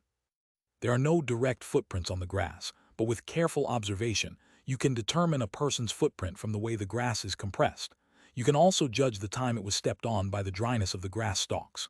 Lin Ziasu traced the shape of a footprint in the air with his finger. The more Sister Chang looked, the more it resembled a footprint. "If you can't see this clearly, look here, there's something even more interesting." Lin Ziasu lightly lifted his hand, pointing to a leaf. In the center of the leaf was a tiny hole, a mark made by a needle. Sister Chang's facial expression completely changed. She wasn't very sure about the footprint, but seeing a needle piercing through a leaf, she was a real expert because she herself used needles. With her vision, this was clearly a mark of needle penetration. A needle passed through here, piercing the leaf, pointing directly at the head of Taking lying on the Taishi chair. "Xinyu," Sister Chang called softly. "Sister Chang, what is your command?" A delicate female voice came through the glasses. "Check immediately in pathology room number 37, the body's right forehead, under the scalp, see if there's a hairpin." "Understood." On the other end of the phone, a rapid check commenced. Changyi stood on the hillside, her gaze firmly fixed on that window. Her eyes at this moment were infinitely deep. Lin Zaiasu had never seen such a look before. Minutes ticked by. 5 minutes later, Chang Yi's glasses flickered slightly, and a voice came from within. "Sister Chang, you're freaking amazing. There's a hairpin inside his right brain. The hairpin pierced 1 inch and 7 points into the brain without leaving any trace on the outside, which is why it was overlooked during the initial check. The hairpin has a neural toxin, it's T30. T30, its only function is to instantly coagulate the blood in the region, forming an obstruction," Chang Yi said.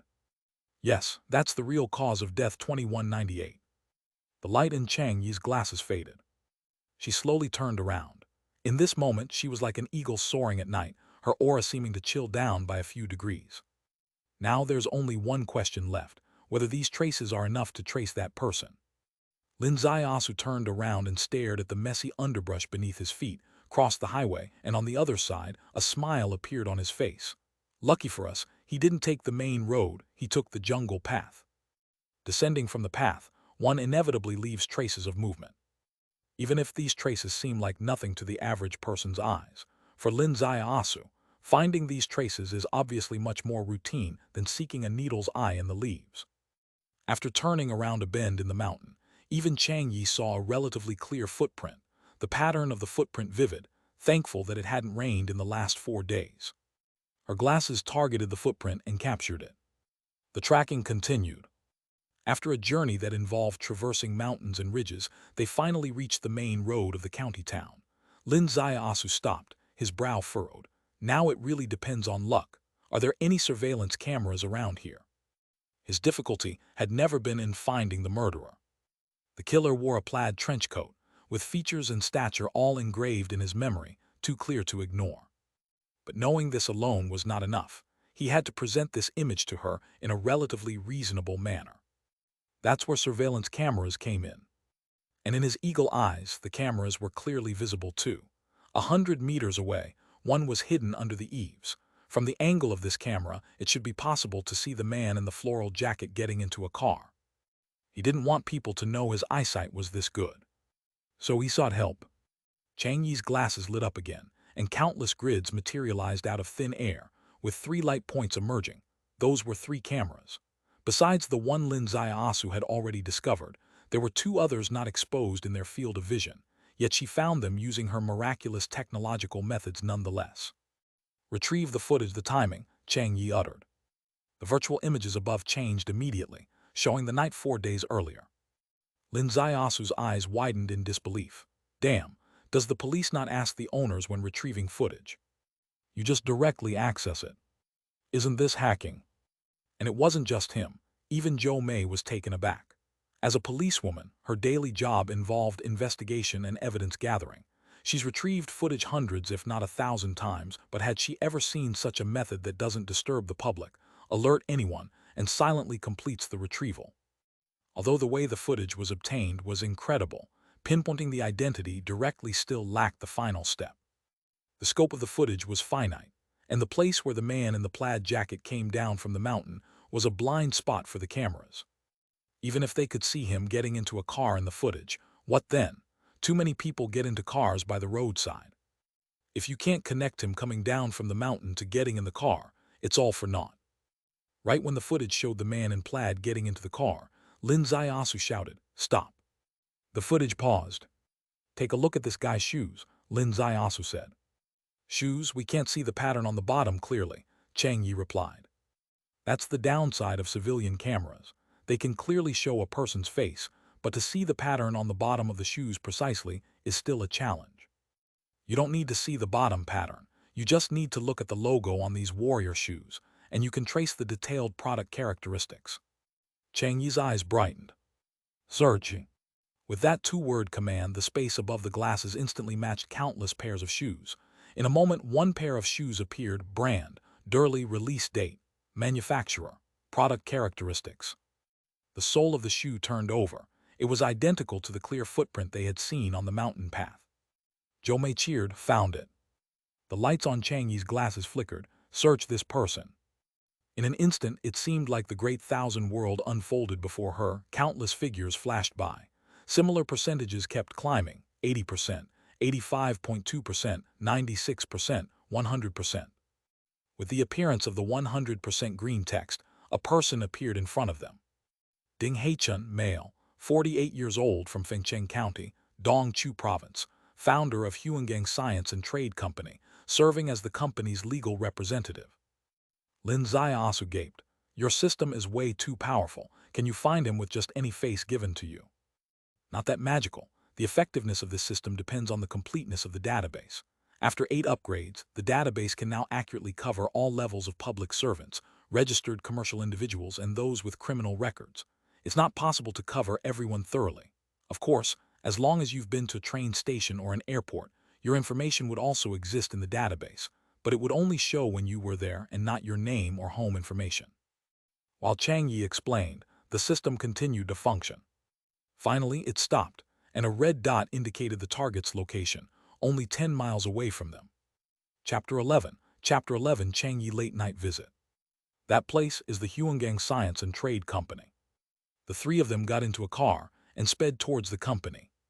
At the company entrance, Zhou Mei with her police badge in hand, the barricade lifted, and they headed straight for the main office building without any halt or detour, and went directly to the doorway of the chairman's office.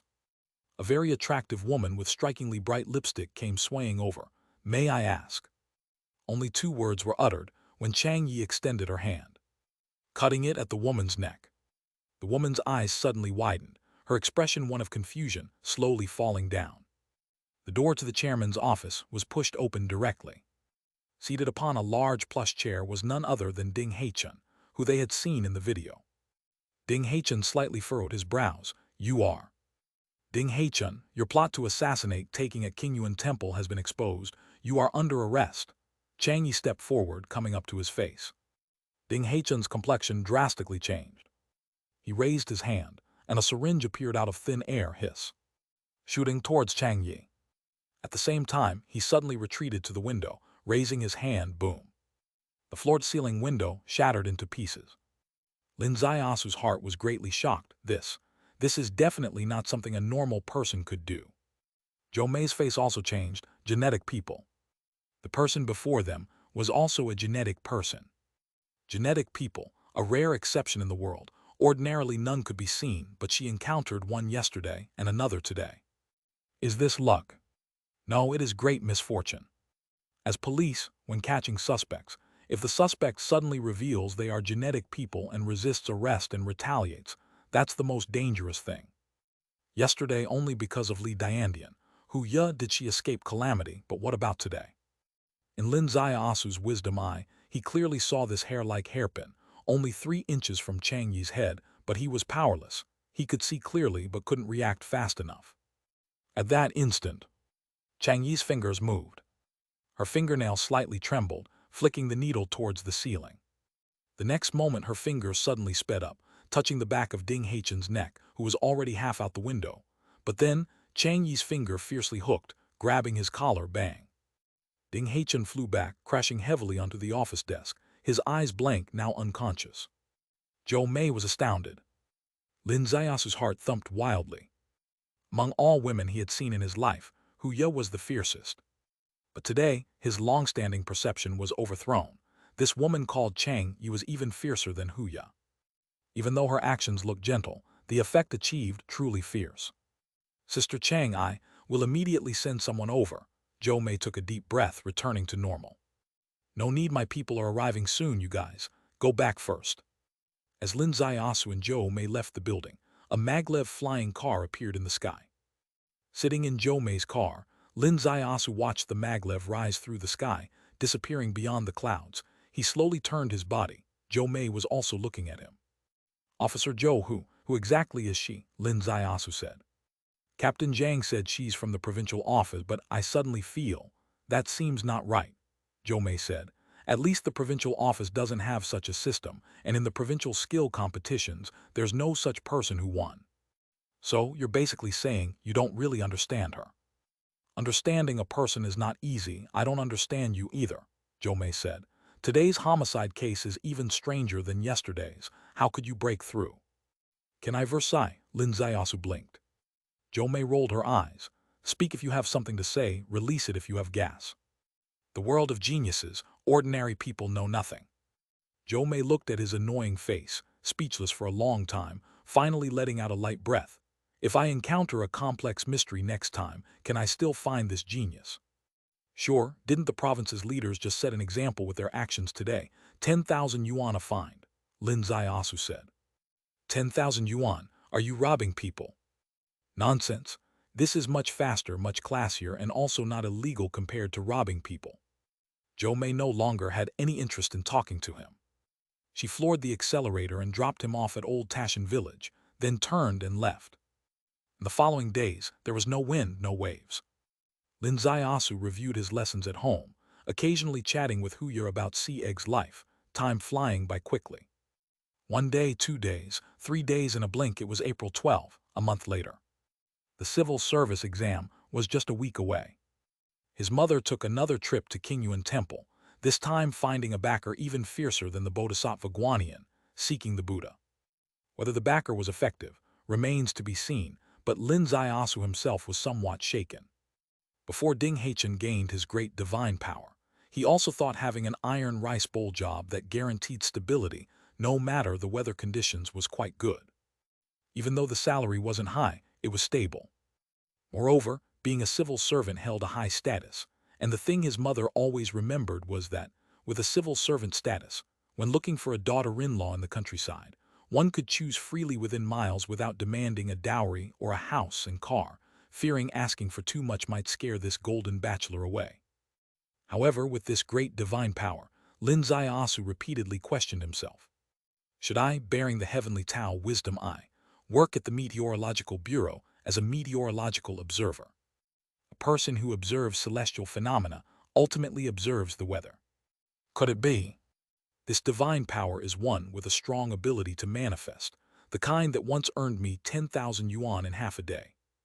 But this thought could only float in his mind. He truly didn't dare to discuss it with his mother. His mother was easy to talk to about other things, but not this one. If he dared to back out, she would truly resort to using the family law with a stick. As the sun set in the west, Lin Ziasu walked around outside and returned to his room. Just as he pushed open the door, he was suddenly startled. There was someone in the room. A beautiful woman quietly sitting by the study desk he used to review, turning her head to smile at him. Chang Yi. Chang Yi, whom he hadn't seen for a month, came silently into his room. The civil service exam is approaching. You've applied for the Meteorological Bureau, said Chang Yi as she gently closed the book she had opened. Yes, Lin Ziasu gently raised his hand and closed the door. Are you content being a meteorological observer? Sometimes in life, it's not about being content or discontent, but about compromising with fate. Lin Ziasu poured her a cup of tea. At least, at the moment I registered, only this position was less competitive and might have relatively lesser competition. Can I give you a piece of advice? Said Chang Yi. What? Don't take the exam. Lin Ziasu's heart slightly jolted. You could have a more suitable position. What do you mean? Are you arranging a job for me? If you're willing, there is a unique job available for you, said Chang Yi, her gaze flickering slightly. Unique in what way? To others, you would appear to be working at a private company. And in reality? In reality, you would be working for the state, a task most sacred and solemn, and the compensation is quite high, Chang Yi said. Lin Ziasu's gaze slowly lifted. What exactly would I be doing? It depends. Sometimes you might need to solve cases, sometimes you might need to go undercover, sometimes you might need to adopt different identities. Are you representing the provincial office in extending this invitation? No, I'm not representing the provincial office. They aren't qualified enough. Lin Ziasu stared into her eyes. Who exactly are you? Do you know Qianlong? Chang Yi asked him 5 words. Lin Ziasu was greatly shaken, a storm brewing in his heart. Qianlong? Any man with even a slight sense of heroism would know this name. Qianlong, the hidden dragon guard of the Republic. The king among policemen, the pyramid's peak among soldiers. They dwell in darkness, yet allow the entire nation to see the light. Each of them is akin to a godlike being. An ordinary person wouldn't have the chance to meet any of them. Only something monumental would lead to such an encounter. Why choose me? Lin Ziasu gently licked his lips. You might not expect it, but because of your existence, Qianlong has cracked a major case. It's precisely because of this major case that Qianlong's senior officials saw the huge role a criminal investigation genius can play, and thus they recruited you exceptionally. It's been a month. The review process is completed, and that's why I rushed over to ask for your opinion. Which case? The murder case of taking at Qingyuan Temple. Through Ding Haichen's interrogation, we unearthed a deeply hidden criminal organization inside the territory, pushing the Qingping Plan forward significantly. The Qingping Plan, targeting foreign organizations' sabotage actions. The plan has many branches, one of the main ones being foreign organizations' infiltration and sabotage of genetic projects. Genetic project, a hot topic of this century, even scientifically concluded that the next century will be the century of genetics. Whichever country leads in genetic projects will essentially seize the future world's hegemony. Therefore, genetic projects are a national priority and also a track of fierce competition and mutual infiltration among countries. Taking was from Qianlong, with the code number 2198. He wasn't a genetic person but was a top scholar in genetics research. Having lived in Taishan for 8 years, his research made significant progress. Following his studies, it was extremely likely that he could solve the century-long problem of genetic rejection.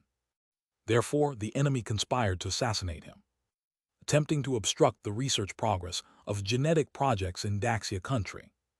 Amidst such complex geopolitical games and the lofty battles between nations, can I, a mere ant, truly make an impact on such a grand stage? Lin Ziasu murmured. In such situations, everyone is an ant, unable to fight alone against the world. But remember, you are not fighting alone. Thousands and thousands of unseen heroes are fighting as well. Lin Ziasu slowly stood up, walked to the window and smiled lightly. My mom is set on me becoming a civil servant. If I take this step, would I count as a civil servant? It depends on how you define a civil servant and what you hope to achieve by becoming one. If your goal is to gain fame, this position can't offer you that. If it's for comfort, even less so. If it's for money, no problem, that can be provided. If you genuinely want to do something for the country, this is the most suitable choice for you. Chapter 12. Chapter 12, April 13, Ecliptic Change Day. A tough problem is thrown at me. A huge life decision lies before me. Can I have some time to digest it? Chang Yi laughed. Of course. You still have the opportunity to change your mind before you step into the civil service examination venue. Have a cup of tea. This tea is Taishan tea. It's not well known and the handmade production isn't pretty, but it smells really good. Lin Ziasu raised his teacup in hand, toasting to Chang Yi. Chang Yi sipped the tea lightly, her gaze turning to the silent village outside. At this time, although the small village was quiet, it was also lit by 100 household lights. Chang Yi said, there are quite a lot of people in your small village. This is probably the advantage of a suburban village. Suburban villages can provide some work to support people. Rural people actually don't need much as long as they can survive. Nobody would want to run outside, but other villages below are different. The young people must go out to work. On ordinary days, other than 3 old men and a dog, you probably won't see anyone else. This is the helplessness of life. The home cannot accommodate the flesh, and the foreign land cannot settle the soul. The home cannot accommodate the flesh, the foreign land cannot settle the soul. That's profound. Chang Yi's gaze slowly turned back. So over the next week, you will keep struggling, wondering whether your life is about settling the flesh or settling the soul, right? Lin Ziasu smiled slightly. There is a question I have been wanting to ask you. Ask away. The weather is getting warmer. Do you feel uncomfortable wrapped in a layer of human skin from head to toe? Chang Yi stared at him, her eyes gleaming. Lin Ziasu looked at her, very calm. Chang Yi let out a light sigh. Walking in the outside world, you are the first to notice the human skin on me. If I hadn't noticed, would you have been disappointed? After all, I'm different from others, and the only thing I use to eat is these eyes. Indeed, Chang Yi said, it's not that I intentionally hide my true appearance. I have no choice but to do so. I am a poisoned man. If I didn't wear this skin and you accidentally touched my skin, you would die. Lin Ziasu's heart skipped a beat. Is this the other side of genetic transformation, right? Yes, genetic transformation breaks the natural law. You gain something and you definitely lose something. Little Sue. Downstairs came the call of Mom. Chang Yi lowered her voice. Your mom. Lin Ziasu nodded lightly. Should I slip away? Slip away? She's already at the door. Where are you going to slip to? What should we do? Chang Yi was anxious, glancing at the window. There were iron bars outside the window, not suitable for climbing out. Just say you're my classmate. What if she misunderstands and thinks I'm your girlfriend and gives me a red packet of 10,001 yuan? You wish she gave me 10,000 yuan last time. You still want to take it back. Lin Ziasu gave her a sideways glance and opened the door. As the door opened, Mom's eyes widened at the doorway. Never expected, hiding a beauty in the golden house. And not just any beauty, but one with a face and figure that's hot. Hello, Auntie. I'm little Sue's classmate. I heard he is taking the civil servant exam, so I came to visit. Cheng Yi smiled sweetly. Mom's face was swept by fleeting clouds, blooming into colorful twilight glow. That's really nice. You haven't had dinner yet, have you? I'll cook for you both. You two chat, you chat. She happily exited the room and thoughtfully closed the door from outside. Soon, Lin Ziasu's phone received a text message notification. Cheng Yi glanced over and saw the text from Mom. Should I give the girl a red packet? Yes, yes, 10,001. Picking one from 10,000 is a good omen, Cheng Yi said. Your stingy demeanor really brings down the class. Aren't you afraid it'll affect my choice? Lin Ziasu glared at her and replied in front of her with 2 words, no need. Believe it or not, this little farce actually brought them closer. Qianlong, this mysteriously high-end organization, seemed to suddenly have a bit of warmth. This might just be Chang Yi's true intention. The next moment, Chang Yi and Lin Ziasu went downstairs. Mom lingered for a long time. Chang Yi insisted on returning to the city. Mom even asked Lin Ziasu to see her off. Chang Yi told her that she drove here. The car was parked at the turn of the highway. Lin Ziasu walked her to that corner. Chang Yi gave him a light smile, pointed her toes, climbed up the tree, a spring from the branches, and she disappeared without a trace. This was her second time, revealing her abilities in front of Lin Ziasu. Truly thrilling. Maybe she was telling him in this way, come on, our group is full of excitement. The next day, April 13. The sun set in the west, Old Tashan village's cowbells tinkling, clear and melodious. Lin Ziasu walked up the mountain path, listening to the rooster crows and dog barks of human life, feeling somewhat moved. The rural life spoken of by his parents in his perception has already changed. The familiar rooster crows and dog barks of generations have become a luxury in the modern countryside. Only in the suburban village do they still retain that original scene of the countryside. The countryside below no longer has young people. Only a few elderly, leaning on tall walking sticks, going from the east to the west of the village, and at night not even dogs bark. Some say that the countryside is aging and stepping towards death. Others say that this is the advancement of the times, and urbanization is the direction of the future. Lin Ziasu did a round trip in the city outside and returned to the small village. To tell the truth, he quite enjoyed this kind of rural life, but his future path, after all, is not here. Chapter 13. Chapter 13, Human Tao Orchid Heart. Lin Ziasu sat on the bluestone, closed his eyes, and felt a surge of excitement within. In an hour, if nothing unexpected happened, the heavenly window could be reopened. The last time the ecliptic change day occurred, he inadvertently snatched a fairy's opportunity and gained the heavenly Tao wisdom eye, which gave his ordinary life another way to be unlocked. Today was not unintentional. Today he did it deliberately. He wanted to see if there were any new opportunities to snatch. How exciting and worth looking forward to it was to cross a world that was disconnected, to seize the heavenly Tao divine power that did not belong to the human world. Midnight arrived. Lin Ziasu stared intently at the patterns on the stone, waiting for the long-anticipated glimmer to emerge. Lin Ziasu's heartbeat suddenly accelerated. He sprung up, lying on the ground, eyes peering through the patterns at the stone below. The heavenly window on the stone slowly opened under his watchful eyes. Once again he saw that bizarre world. A month had gone by, and this world seemed to have changed somewhat.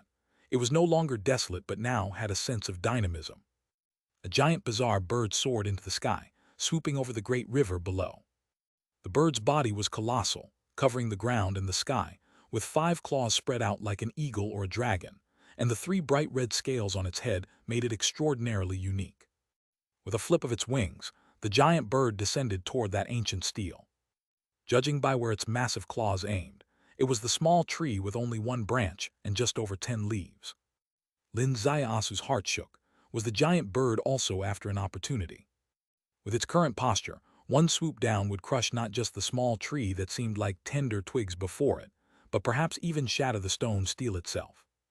However, as the giant bird flew closer, the entire world seemed to change completely. The giant bird became smaller and smaller. No, it was the steel that became larger and larger.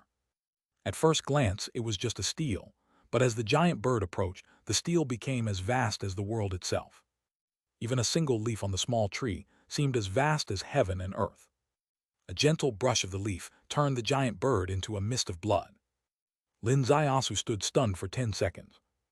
After 10 seconds, his gaze moved behind the steel to the crystal coffin, which was still there, but had changed in a way that was indescribable compared to a month ago.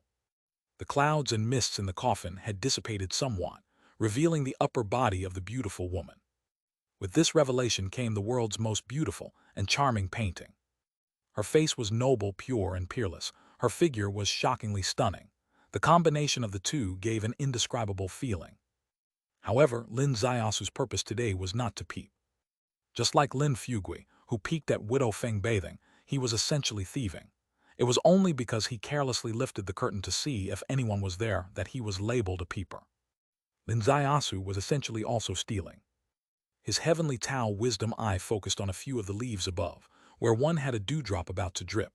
Behind that leaf, another dewdrop was forming but had not yet taken shape. This was opportunity. Last time, catching a dewdrop unknowingly, he gained the heavenly Tao wisdom eye. Today he came prepared, and the target was still the dewdrop. The starry sky seemed to tremble slightly. The dewdrop fell. Lin Ziyasu glanced once more at the beautiful woman below and said in his heart, "Excuse me." Then he went towards the falling dewdrop. Plop! It seemed as if a drop of water splashed into Lin Ziyasu's sea of consciousness. It stirred up countless fragments of jade. An ancient and vast message entered his sea of consciousness. The human Tao orchid heart, comprehending the world's momentum, enlightening oneself on the heavenly and earthly Tao, merging with the subtleties of wisdom and resolving the calamity of baselessness. In an instant, Lin Ziyasu suddenly felt all his memories stimulated. All past fragments of memory were instantly connected. The books he read were fully understood, and all the brain cells in his head were activated, infinitely perceptive. His consciousness, originally a vague sensation, seemed to suddenly coalesce into a conscious, living silverfish, leaving his body to independently exist in that magical world. Boom! The river roared beneath the steel. In the sky above, the river of stars rolled backward. In the crystal coffin, clouds and mists tumbled, faintly revealing the most mysterious part of the beautiful woman below. Lin Ziyasu's silverfish felt the utmost danger and swiftly retracted, sliding past the heavenly window, which closed behind him, locking away the vigorous turmoil of that world like a furious storm. Lin Ziyasu's back was covered in sweat. Could it be that having snatched twice, he was finally discovered? If his consciousness was trapped in that world, did it mean he could never return? Fortunately, it was always about seeking fortune amidst danger. He successfully seized yet another unimaginable opportunity, human Tao orchid heart. If it were in the past, he might need a long time to explore the mysterious aspects of this great divine power. Chapter 14, The Final Choice. She has a unique physique, the needle probably really can't penetrate. Lin Ziyasu carefully phrased, "You don't have to try injecting anymore, just judge based on experience if she is in any danger." From vital signs, Huya's vitality is incredibly strong. Through breathalyzer tests, her alcohol levels are actually not enough to be dangerous. She seems to be in a peculiar state of mutation. If it were in the past, doctors wouldn't have noticed it because it overturns the routine of life. But now, genetic mutations have begun to form a consensus in the medical field, and doctors, even if they haven't encountered actual cases, have seen various unimaginable mutations from the database. Genetic mutation is a major revolution within the body. Metabolism progresses rapidly. In the midst of rapid changes, the brain initiates a protective mechanism. Falling into a coma is the norm. Lin Ziyasu was reassured. Huya was not in danger. She had just come into contact with that faint light. Her body was starting another round of mutation. There are signs indicating that it's not a bad thing. In fact, this is a good thing. The ambulance arrived at the hospital, and she was admitted to the emergency ward. But emergency procedures were just superficial checks, as penetrating the skin with injections was completely out of the question. When the nurses in the hospital heard about this peculiar case, all of them became fully alert, finding excuses to visit the ward, then quietly discussing in every corner. Second uncle and second aunt rushed over in the middle of the night, looking extremely anxious.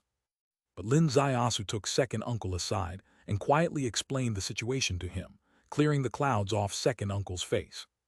Turning around, second uncle also whispered to second aunt, who had a fluctuating expression. After a series of exams, discussions, worries, and reassurances, time flew by rapidly.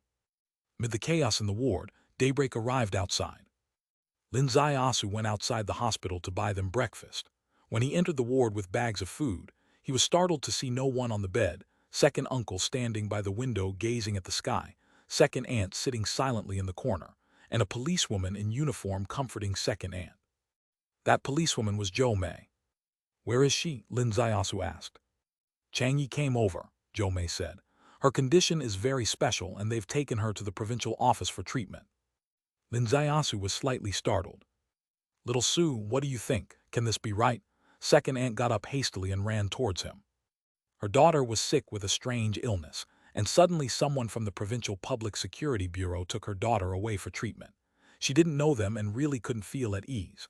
Her husband couldn't reassure her, so she sought reassurance from Lin Zaiasu. "It's okay," Lin Zaiasu said. "For Huya, this is not a bad thing, it's a good thing." "A good thing?"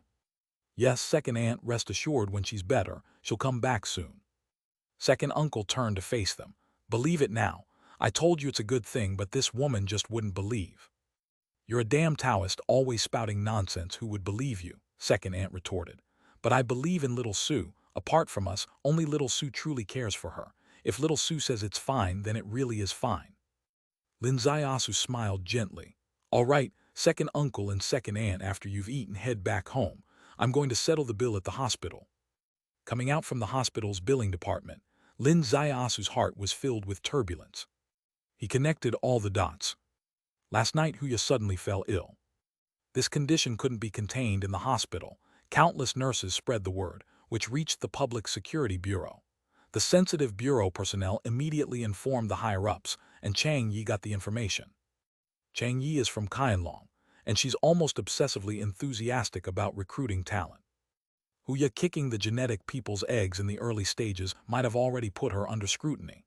Her personal visit tonight, under the pretext of treating Huya, was obviously an excuse. What she really wanted was to see if Huya had the potential to serve Qianlong. If the day comes when Huya joins Qianlong, Lin Zaiasu personally feels it's worth looking forward to. Doesn't she always say that she doesn't seem like a normal woman? To tell the truth, being an abnormal outlier is very lonely. But for Qianlong, is being abnormal a problem? Abnormal is a common label for all members of Qianlong, isn't it? Among them, there are no normal women. Hasn't she found her kind then? She also once complained about being born in the wrong era. If born in ancient times, Hua Mulan would likely be replaced by Li Dayandian. But now isn't the opportunity here. Joining Qianlong, kicking people's eggs is nothing. The actions of Qianlong transcend conventional norms. Injuring and killing people are commonplace for them. In conclusion, Huya has found her organization, or rather, this unique outlier has found a special platform suitable for her to flourish. At the hospital's main entrance, a familiar car was waiting for him. The car window slid down, revealing two faces. Jo Mei was driving, in the back seat was Chang Yi. "Get in, I'll treat you to some tea," Chang Yi said. The car sped off to the east of the city. Shengsen Tea House in the East Town was newly opened. Near the side of the Yishui River, where bamboo forms the fence and purple clay forms the pot, the tail end of spring breezes swept through, bringing a chill over everything. The tea from the teapot poured down, showcasing a unique beauty in this early morning. Tea enters the cup with a hint of green. This is Tashan Kingaming tea. Kingaming has just passed. The new tea hits the market, enjoying a cup among the hustle and bustle. Life is pleasant, and that's pretty much it. You and your childhood sweetheart, no problem at all. Chang Yi lightly raised his hand, giving him an answer to a question. Childhood sweetheart is not the exact word. Lin Zaiasu smiled faintly. But that's not important. What's important is, have you discovered another business opportunity? Business opportunity. The market is like a battlefield, and the battlefield is like a market. In the competition in games, everything in the world is a piece on the board. Adding one piece on our side is a business opportunity. Lin Zaiasu lifted his teacup and took a gentle sip. Young man, I see you have changed. Chang Yi leaned forward slowly. How have I changed? Chang Yi said. The old you, although skilled, still seemed somewhat immature. But speaking today, I suddenly feel you've gained an elegant demeanor somewhat resembling Xinyu's father. Xinyu's father? Is that a joke? You mean my elegance rivals the sun and the moon? Chang Yi chuckled. There's no such hidden meaning. Your elegance rivaling the sun and the moon, you really are vain. Xinyu's father is simply her father, Qianlong's former brain trust. My elegance rivals the brain trust of Qianlong, and I still have no right to be vain. If you keep making these analogies, I might really become conceited. Lin Zaiasu smiled gently. Let's talk about something I care about. What about Huya? What will happen to her in the future? What will happen in the future? This was indeed a topic Lin Zaiasu cared about. What will happen to her? You might as well keep an eye on her yourself rather than asking me. A mysterious light flashed in Chang Yi's eyes. I get it. The topic circled back and forth, returning to the track of the conversation the night before last, said Lin Zaiasu. What happens to Hu Ye in the future is unknown to outsiders, and outsiders are not qualified to keep an eye on her. To keep an eye on her, the prerequisite is Lin Zaiasu joining Qianlong. Only within an organization can monitoring be discussed. That was the multiple-choice question Chang Yi mentioned to him the night before last. Smart and sensitive, you are increasingly fitting the criteria, Chang Yi said. So, what is your answer? I guess we don't necessarily have to wait for the civil servant examination. All right, I'll join. With these 5 words, Lin Zaiasu put down his teacup. Chang Yi smiled. Why so readily today? Lin Zaiasu stretched lazily. I suddenly realized I am actually the same kind as her in this muddy world, place that cannot accommodate her invulnerable body, probably can't accommodate my unparalleled elegance either. Ah, somewhat wild. I only assure to lead you in, but whether you can stand firm or get crushed by various prodigies to the point of doubting life, I make no guarantees. When do we start crushing? Lin Zaiasu leaned slightly forward. We can start now. Chang Yi stood up. Do you want to say goodbye to your mom? Because once you leave, it might be a long time before you come back. Do I need that much time?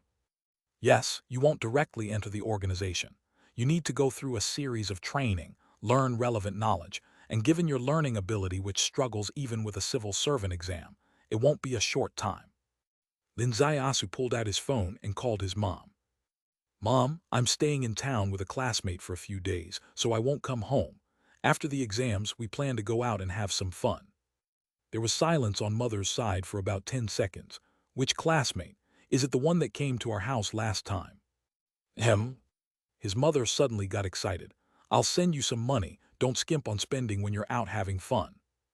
A phone call, a request for leave. Not only did his mother readily approve the leave, but she insisted on giving him 10,000 yuan, telling him to eat, drink, have fun, and do well in all 3 accompaniments. Lin Zaiasu argued much before managing to reduce his mother's financial assistance to 3,000. 3 minutes later, his phone alerted him of 5,000 yuan credited to his account. His mother still forcibly added 2,000 more on top of his expectation. Chang Yi curiously remarked by his side, I can't tell, your mom is really generous even if you don't ask, she still insists on giving. Know why she's so generous? Because whether it's 5,000 or 10,000, it's small money compared to finding a daughter-in-law, said Lin Zaiasu. So, no matter how frugal elders usually are, they're very generous when their sons go out with girls. This is actually an abnormal social phenomenon that directly promotes the sycophant economy. Chang Yi giggled. Then, after your training, should I play the whole set with you? Should I buy a box of mooncakes to come and see her? Spare me. If you take the act to that level, she really would give you a red packet, and it's very possible it would indeed be 10,001 yuan. Chang Yi looked forward with longing. Wouldn't that be perfect? Last time I impulsively gave 10,000 yuan, regretting it for over a month. Getting it back is only reasonable. Lin Zaiasu looked disdainful. You say Qianlong pays high salaries. I'm now seriously doubting that's your big bluff. If the salaries were really high, would you regret the lure you spread while fishing? What's this about spreading lure while fishing? Is this fishing? How great do you think you are that I need to fish for you? I extend an olive branch because I appreciate you. You ungrateful brat. A bunch of words churned in Chang Yi's belly, but in the end, he just rolled his eyes. Midnight on the rooftop of the County Public Security Bureau, a cloud covered the moon, a gust of wind blew, and a magnetic levitation flyer appeared as if out of nowhere, without a sound. Lin Zaiasu and Chang Yi stepped into the flyer. They disappeared into the night. Chapter 15, Test Arena 101. Inside the flying car, it was as if surrounded by the stars. Everywhere I looked, there were twinkling lights. To the ordinary person, this sight would be dazzling. Even with Lin Zaiasu's extraordinary eyesight, she could only clearly see the sparkling lights but not understand why they were twinkling. There was no one inside. It was an unmanned vehicle. Chang Yi comfortably sat down in a recliner and casually said the word, 101. Then in a flash of light, with a light body, Lin Zaiasu also followed the flying car away. Unable to see the outside, not even the slightest bit, but he could feel the speed that in an instant had reached an unimaginable realm. What does 101 mean? Lin Zaiasu sat down next to her. It's a very interesting symbol, said Chang Yi with a slight smile on her lips. Symbol, isn't it a number? It is a number, but to understand the meaning of this number, it's more accurate to interpret it from its shape. The 0 represents earth, and the two ones next to it represents pillars. Lin Zaiasu's head tilted slightly backward. The earth's two pillars. You say I'm narcissistic, but I think you are the ones who are truly narcissistic. Can't we see outside from this flying car? You can see, but you currently don't have the authority. When will I get it? In principle, you need to get the Qianlong Gold Medal. At the very least, you need to pass the training and assessment. Any more questions? Chang Yi asked. Just one last question. Lin Zaiasu touched the refined interior decoration of the flying car. With our salary, how many years would it take to afford a flying car like this? Chang Yi gently shook her head. Are you still fixated on income? That's right. Isn't that what one should be most concerned about when applying for a job? Can't you think a bit bigger? I can. Let me ask something wild. If I work hard in the future, can I buy a car and house within 1 year? The car being this kind of car, the house in the provincial city. Chang Yi's head hit the back of the recliner, murmuring, Comrade Zio Lin, don't talk like this at the base. Any of your words related to mundane money when spoken aloud will add difficulty to your review. Qianlong members, if they set their hearts on making money, that's really taboo. You and I seem to have a very big difference in perspective, Lin Zaiasu said. I know you are dedicated to serving the country, but serving the country and personal pursuits are not contradictory, right? I once had a buddy who said something that sounded very cheesy, but on second thought, it actually made sense. She said, if a person has no personal pursuits, how can you expect them to seek welfare for the people? To derive from that, there's that eternal saying, if one's own house is not swept, how can one sweep the world? If one does not take responsibility for their own wife and children, how can they take responsibility for the people of the world? Chang Yi glanced at him. That buddy of yours, it's Li Diandian, right? It's not. How could it be? Her thoughts are very pure. The only one who isn't that pure is me. Chang Yi gently nodded. Although you're still smelling of copper, hedonism embedded in your bones, at least you have a good trait. You're quite loyal. You don't cause trouble for your comrades. That's not bad. Today at first encounter, if this was an assessment, you're not too far from the passing line. It was Lin Zaiasu's turn to rest his head against the chair and bump it. This journey also involves an assessment. Every action and word was within the assessment. Damn it. I'm just an ordinary university student. I have a plethora of emotions and desires.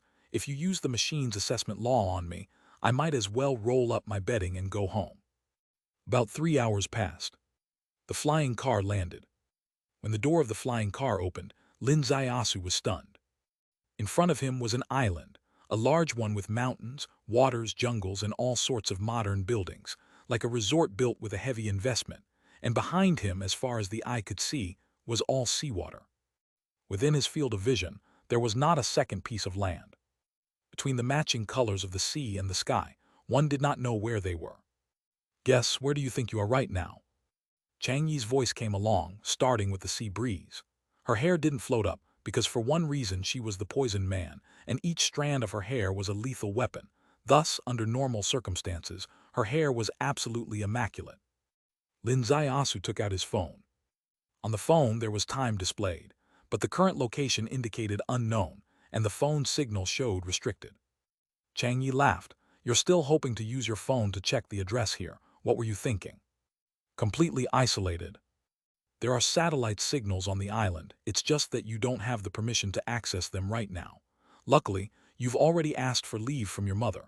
Even more fortunate is that, according to the data I've collected, you don't have a girlfriend. Not having a girlfriend has also become fortunate. Damn, shouldn't this be considered tragic? Lin Zaiasu's eyes flickered. So, the question you asked, is it also part of the assessment? Assessment? What assessment? Chang Yi asked. Lin Zaiasu said, You're testing me to see if, without any technological aid, I can deduce where I am right now. Chang Yi laughed. You're wrong. A so-called assessment theoretically must have possible options of passing to become an assessment question, and the one you're imagining has no possibility of passing, so this isn't an assessment. I was simply letting you know your current situation. Lin Zaiasu's heart skipped a beat. He seemed to have touched upon the profundity of Qianlong. This profundity was extremely deep and profound, but after all, there was a boundary. For example, Chang Yi, as an important person within Qianlong, had made a mistake. She said without technological aid, it was theoretically impossible to deduce the location, not possible at all. That was a mistake. In fact, theoretically, it's possible. How to calculate? Just need the sun and time. The Earth revolves around the sun, and with the changing seasons, the direction of the sunlight follows a regular pattern. In winter, the southern hemisphere is directly illuminated, while in summer, the northern hemisphere is.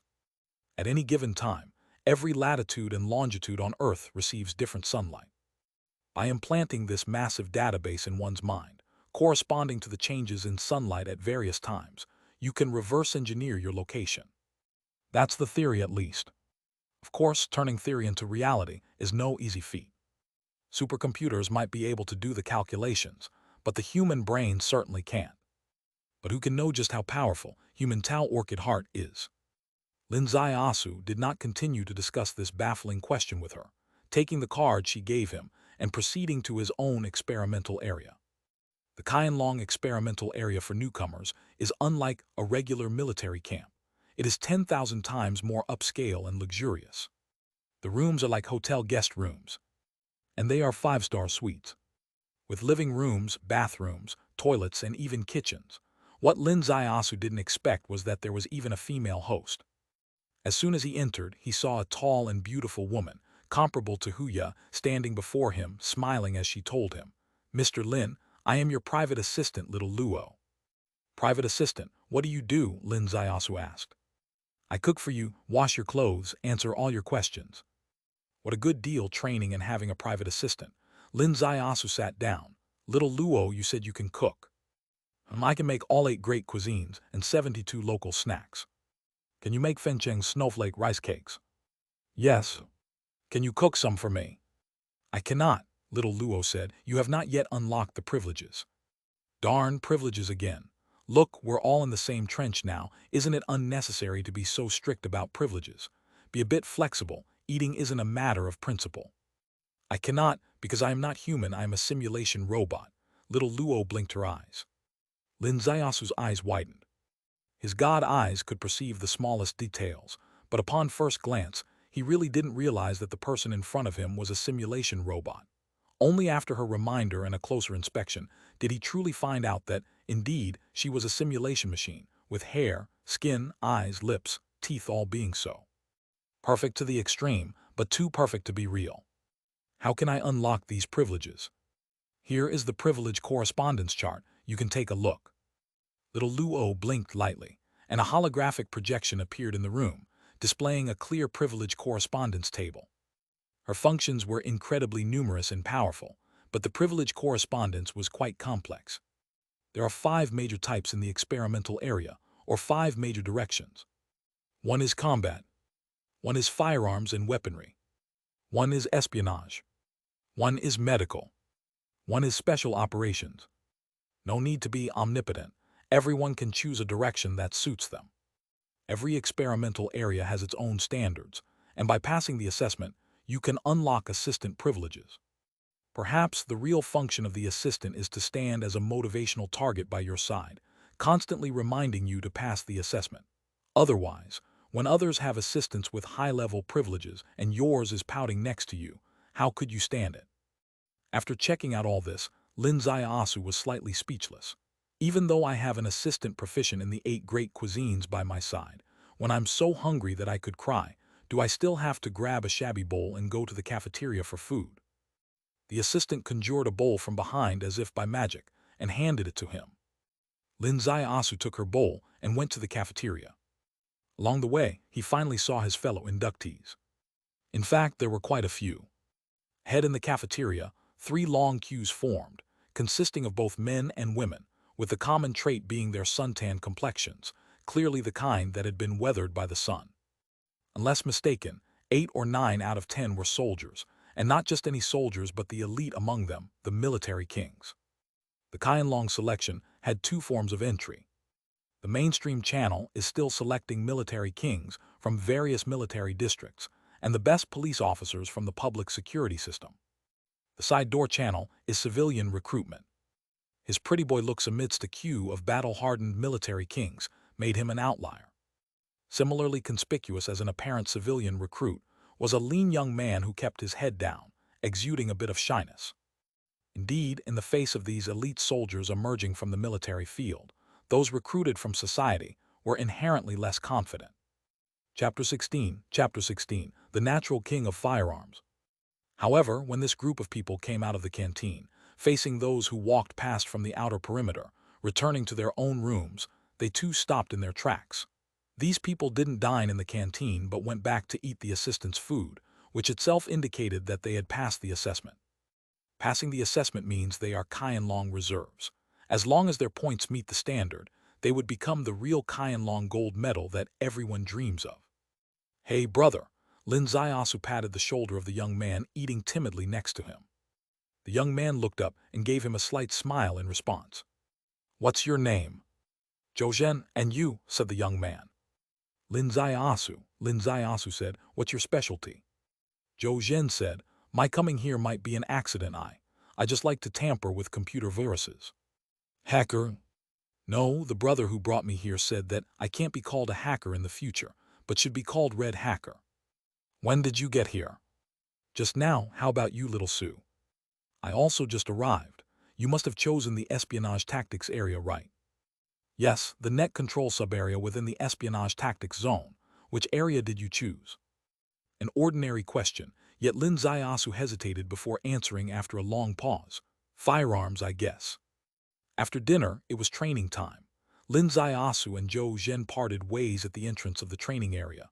Zhou went to the espionage tactics zone, while Lin Zaiasu entered the firearms area. On the hilltop behind, a small courtyard resembled those of the Jiangnan water towns, where a woman sat on a swing, her tiptoes lightly touching the ground, sending the swing flying, looking extremely at ease. She was none other than Chang'e. But Chang'e at this moment was completely different from the Chang'e that Lin Zaiasu had seen. Her facial contours hadn't changed, but her skin was 3 shades whiter than the outside world's because she had removed her simulated protective skin. Upon removal, her skin was like that of a baby's that had never seen sunlight. Her hair was no longer immaculate but floated up high.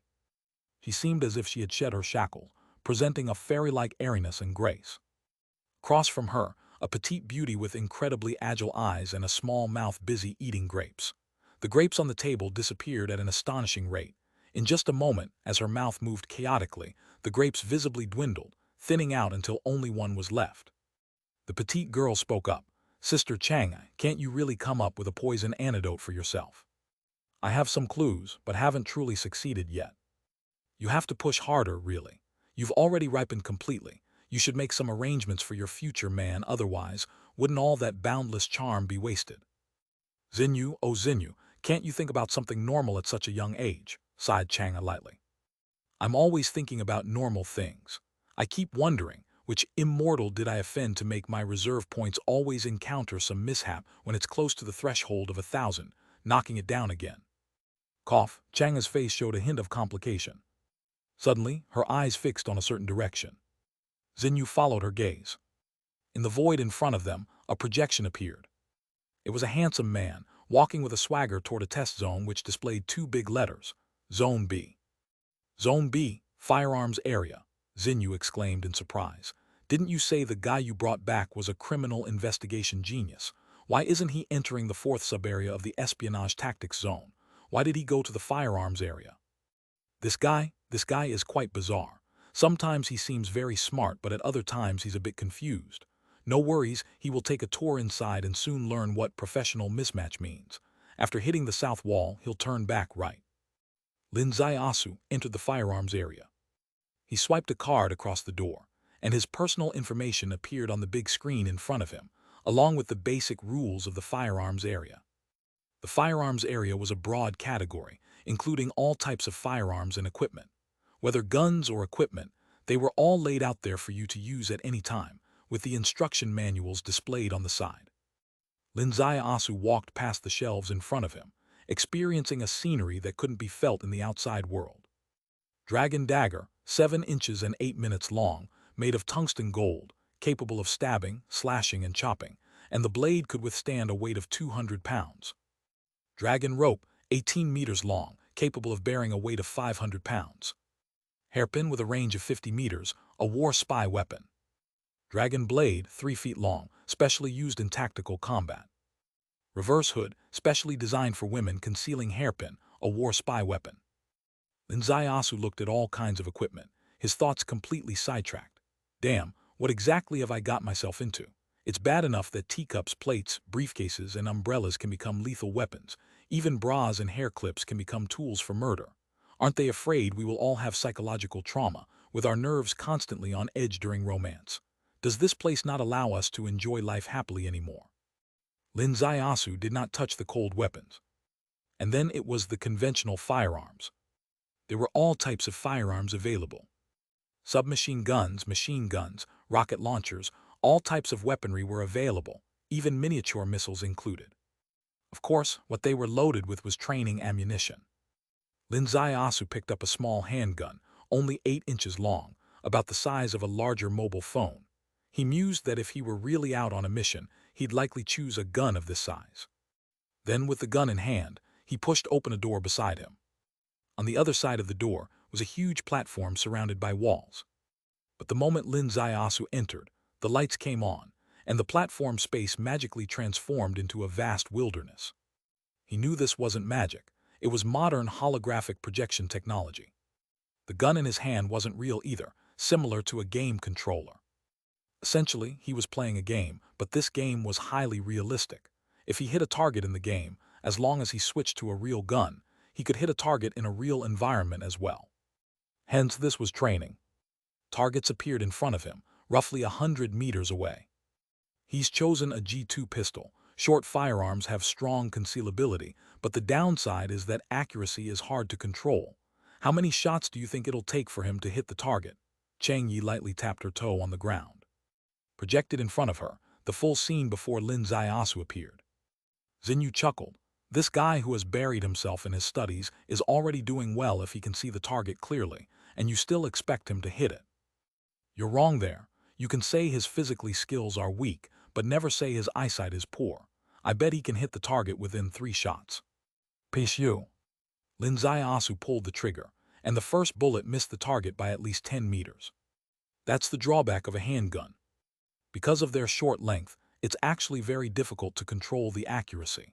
In modern society, hitting a criminal from 50 meters away is already indicative of a sharpshooter. At 100 meters, it's purely a matter of chance. I told you, this is what you call a mismatch of expertise, Xinyu cheerfully exclaimed, mysteriously producing a bag of sunflower seeds and began cracking them open. The second shot was fired and Xinyu froze. Damn, he hit it. A blind cat running into a dead rat, perhaps. The third shot the electronic screen displayed, 8 rings. The fourth shot, 9 rings. The fifth shot, 10 rings. The sixth shot, 10.5 rings. Lin Zaiasu spun the gun on his fingertip, adding difficulty for himself, raised his hand, and the seventh shot scored 10.5 rings. Chang Yi shot to her feet, her eyes shining brightly. Xinyu shrieked, damn his luck, how can he be so fierce? He must have practiced right. The information shows he hasn't trained before, and his score of 10.5 rings, he worked his way up from missing the target, slowly improving. He was clearly unfamiliar with the gun at first, but in just 7 shots, he's become extremely skilled. Pay attention to his movements. Lin Zaiasu spun around sharply, completing a 360-degree turn, and raised his hand to fire. From raising his arm to the bullet firing, there was no hesitation. However, the screen showed a score of 10.6 rings. Xinyu said, "This is unbelievable. I spent 3 full months training to achieve an accuracy of over 100 rings with 10 shots, which was already an unprecedented feat in Qianlong. Well, quite rare indeed. And this guy does it in a flash. You still dare say he hasn't trained?"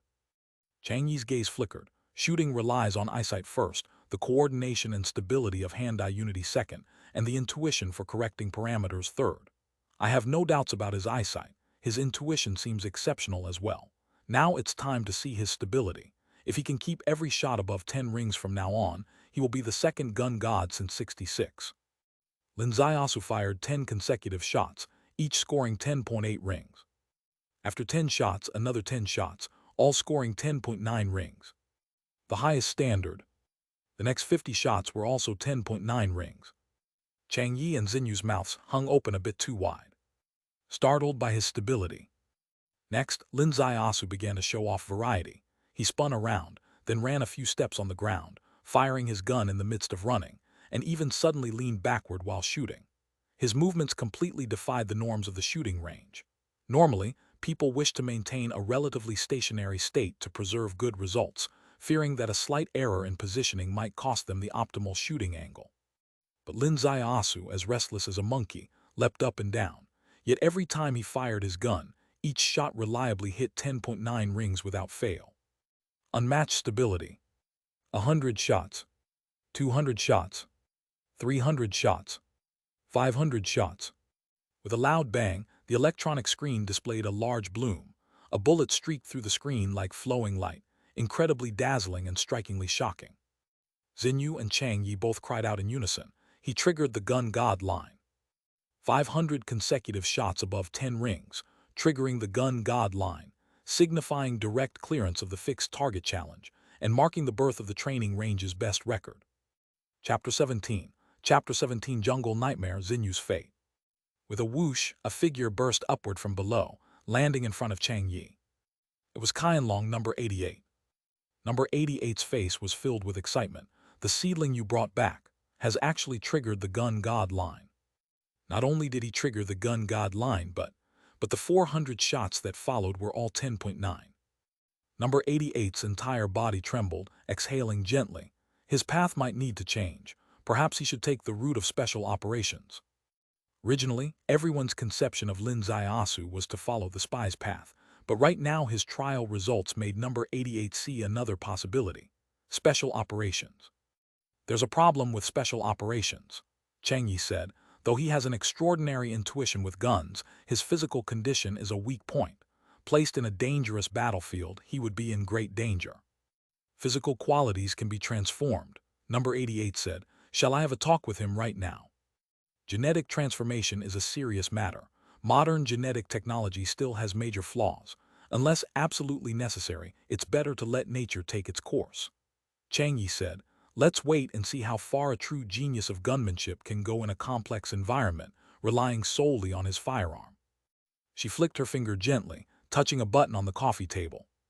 At her touch, the surroundings around Lin Zaiasu suddenly changed. No longer the previous scene.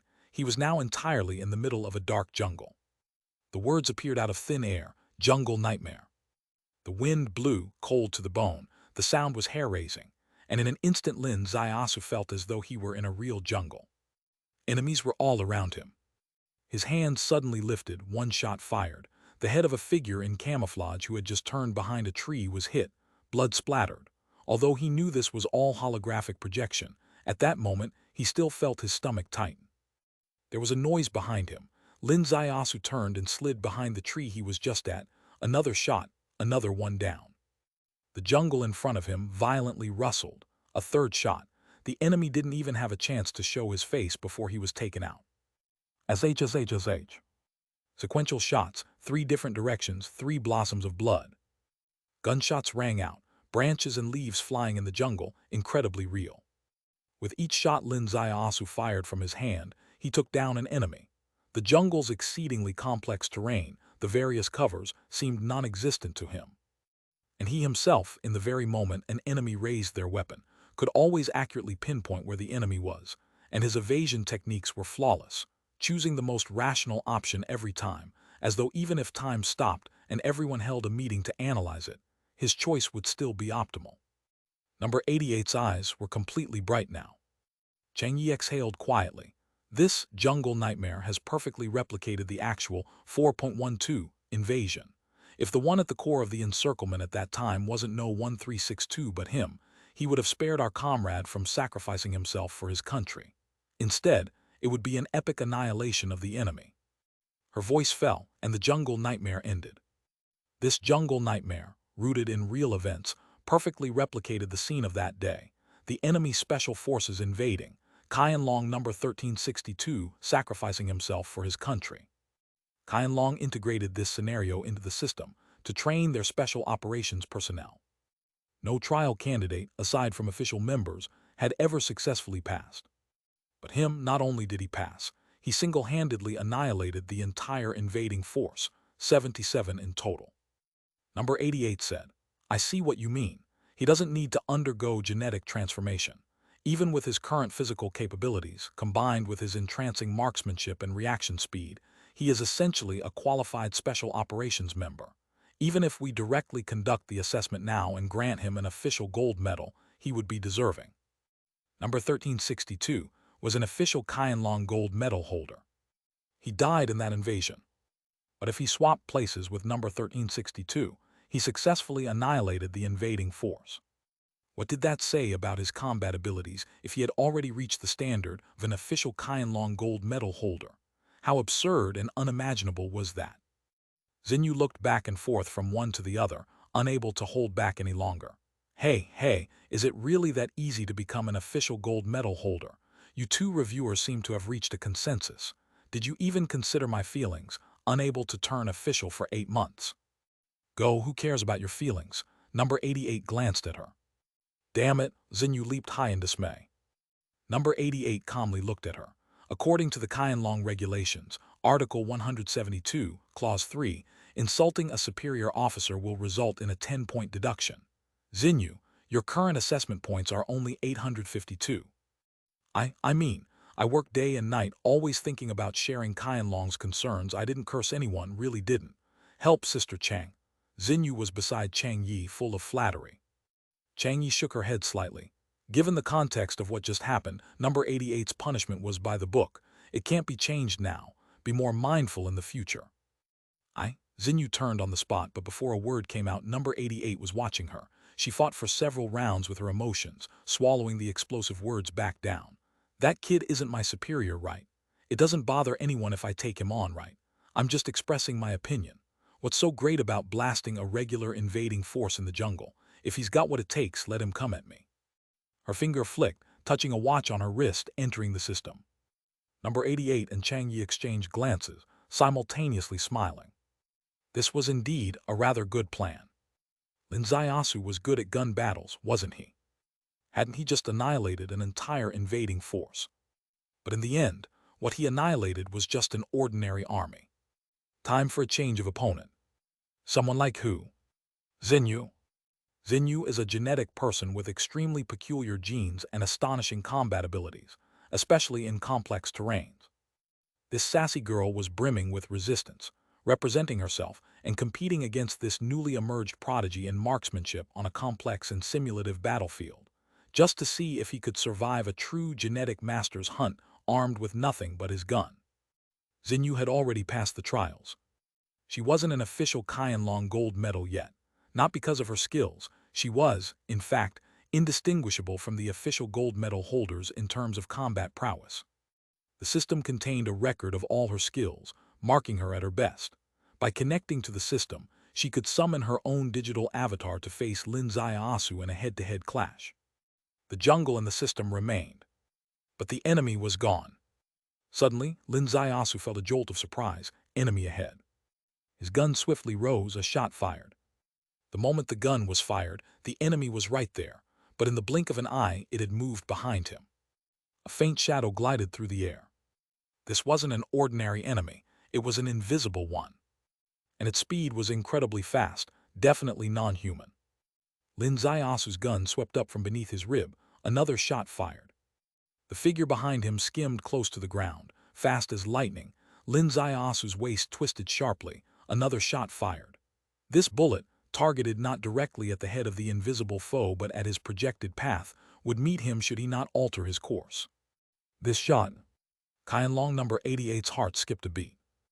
Marksmanship was something all Qianlong members excelled in, but most judged their shooting by accuracy alone, who could transcend mere accuracy, predicting the enemy's movement and setting a trap with their gun. Only a handful of gun gods could do that. Lin Ziyasu was cunning enough to set such a trap, especially against an invisible enemy. This move was too damn cool. Qianlong No 88 questioned himself. If he were just relying on his gun, could he do better under these circumstances? Most likely not. Damn, this is defying the heavens. Xinyu was also taken by surprise. Even though she was just a digital avatar and not a real person at that moment, her entire focus was linked with her digital self, feeling everything as if in her own body. Confronted with such preemptive shooting, Xinyu's real skills came into play. She tapped the ground sharply with the tip of her toes and soared into the air. This was an improvised change in direction. Such a maneuver was itself incredible, as dodging bullets by changing directions at such a moment meant one could avoid gunfire. However, her sudden change in direction was still anticipated by Lin Ziyasu. He raised his hand and fired 3 shots, forming a triangle that enclosed all of Xinyu's possible spaces for rising. What a Xinyu! She twisted her body sharply like a twister, dodging all 3 bullets simultaneously. The bullets missed, but the momentum of her upward movement vanished. At that brief moment of hesitation, Lin Ziyasu's gun fired the last bullet. The holographic projection of Xinyu's left chest burst open. Xinyu in the yard let out a scream, grabbing her left chest and tearing off the sensor connected to her body. She exited the system. Before exiting the system, she had to endure the real sensation of pain. The sensor would stimulate her body with an electric current to simulate the pain of the injury in the system. After exiting, the pain naturally disappeared. The pain gone, her chest intact, but Xinyu was completely furious. Damn it, I'm gonna kill him in real life. Can't you be a bit more ambitious? Qianlong No 88's face darkened. You, as a genetic person and self-proclaimed first reserve, got into such a state with someone ordinary in your field of expertise, and you still have the nerve to want to kill him in reality.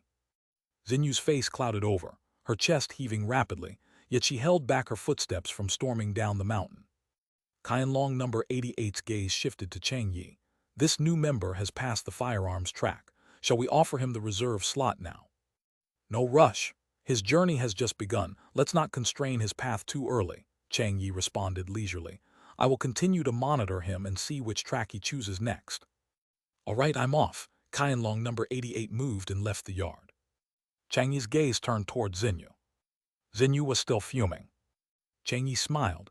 There are specialties within professions. Who among Qianlong members hasn't lost before? You're upset after one loss. Xinyu groaned. Sister Chang, if you want to comfort me, can you find another phrase? Specialties within professions. His field is criminal investigation, mine is special operations.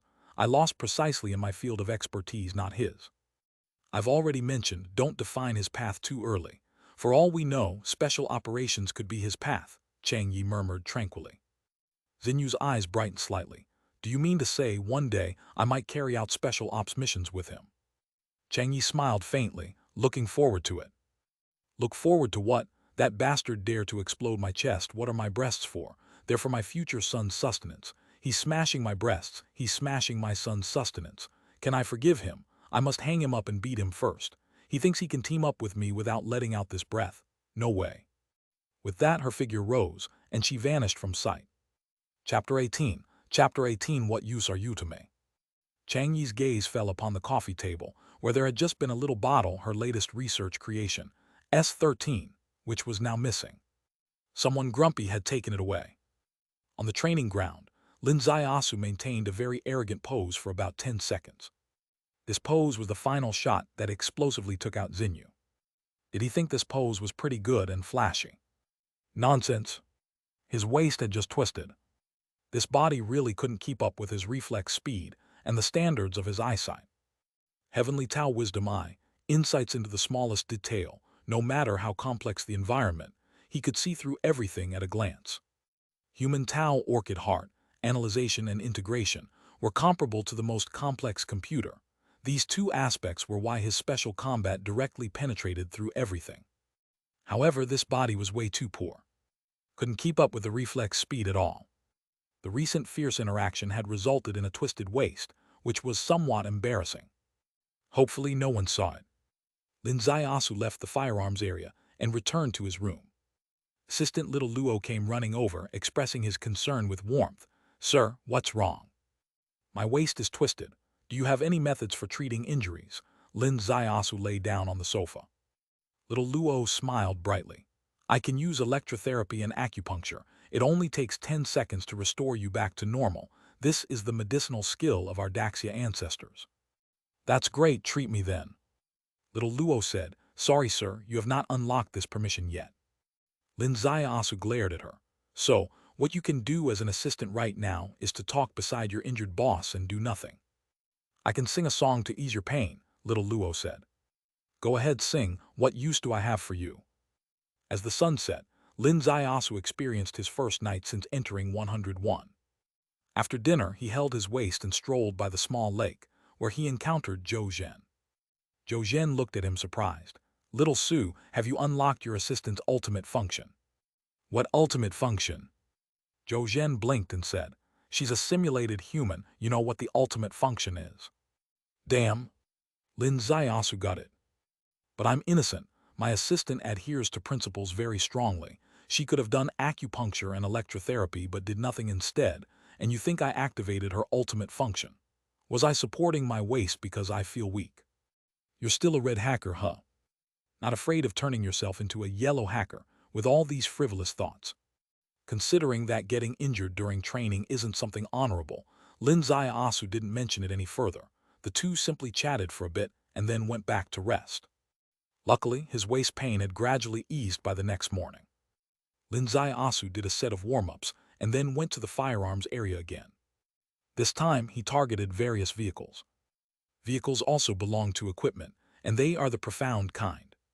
Qianlong often goes on missions, inevitably using transportation, so driving is an essential skill.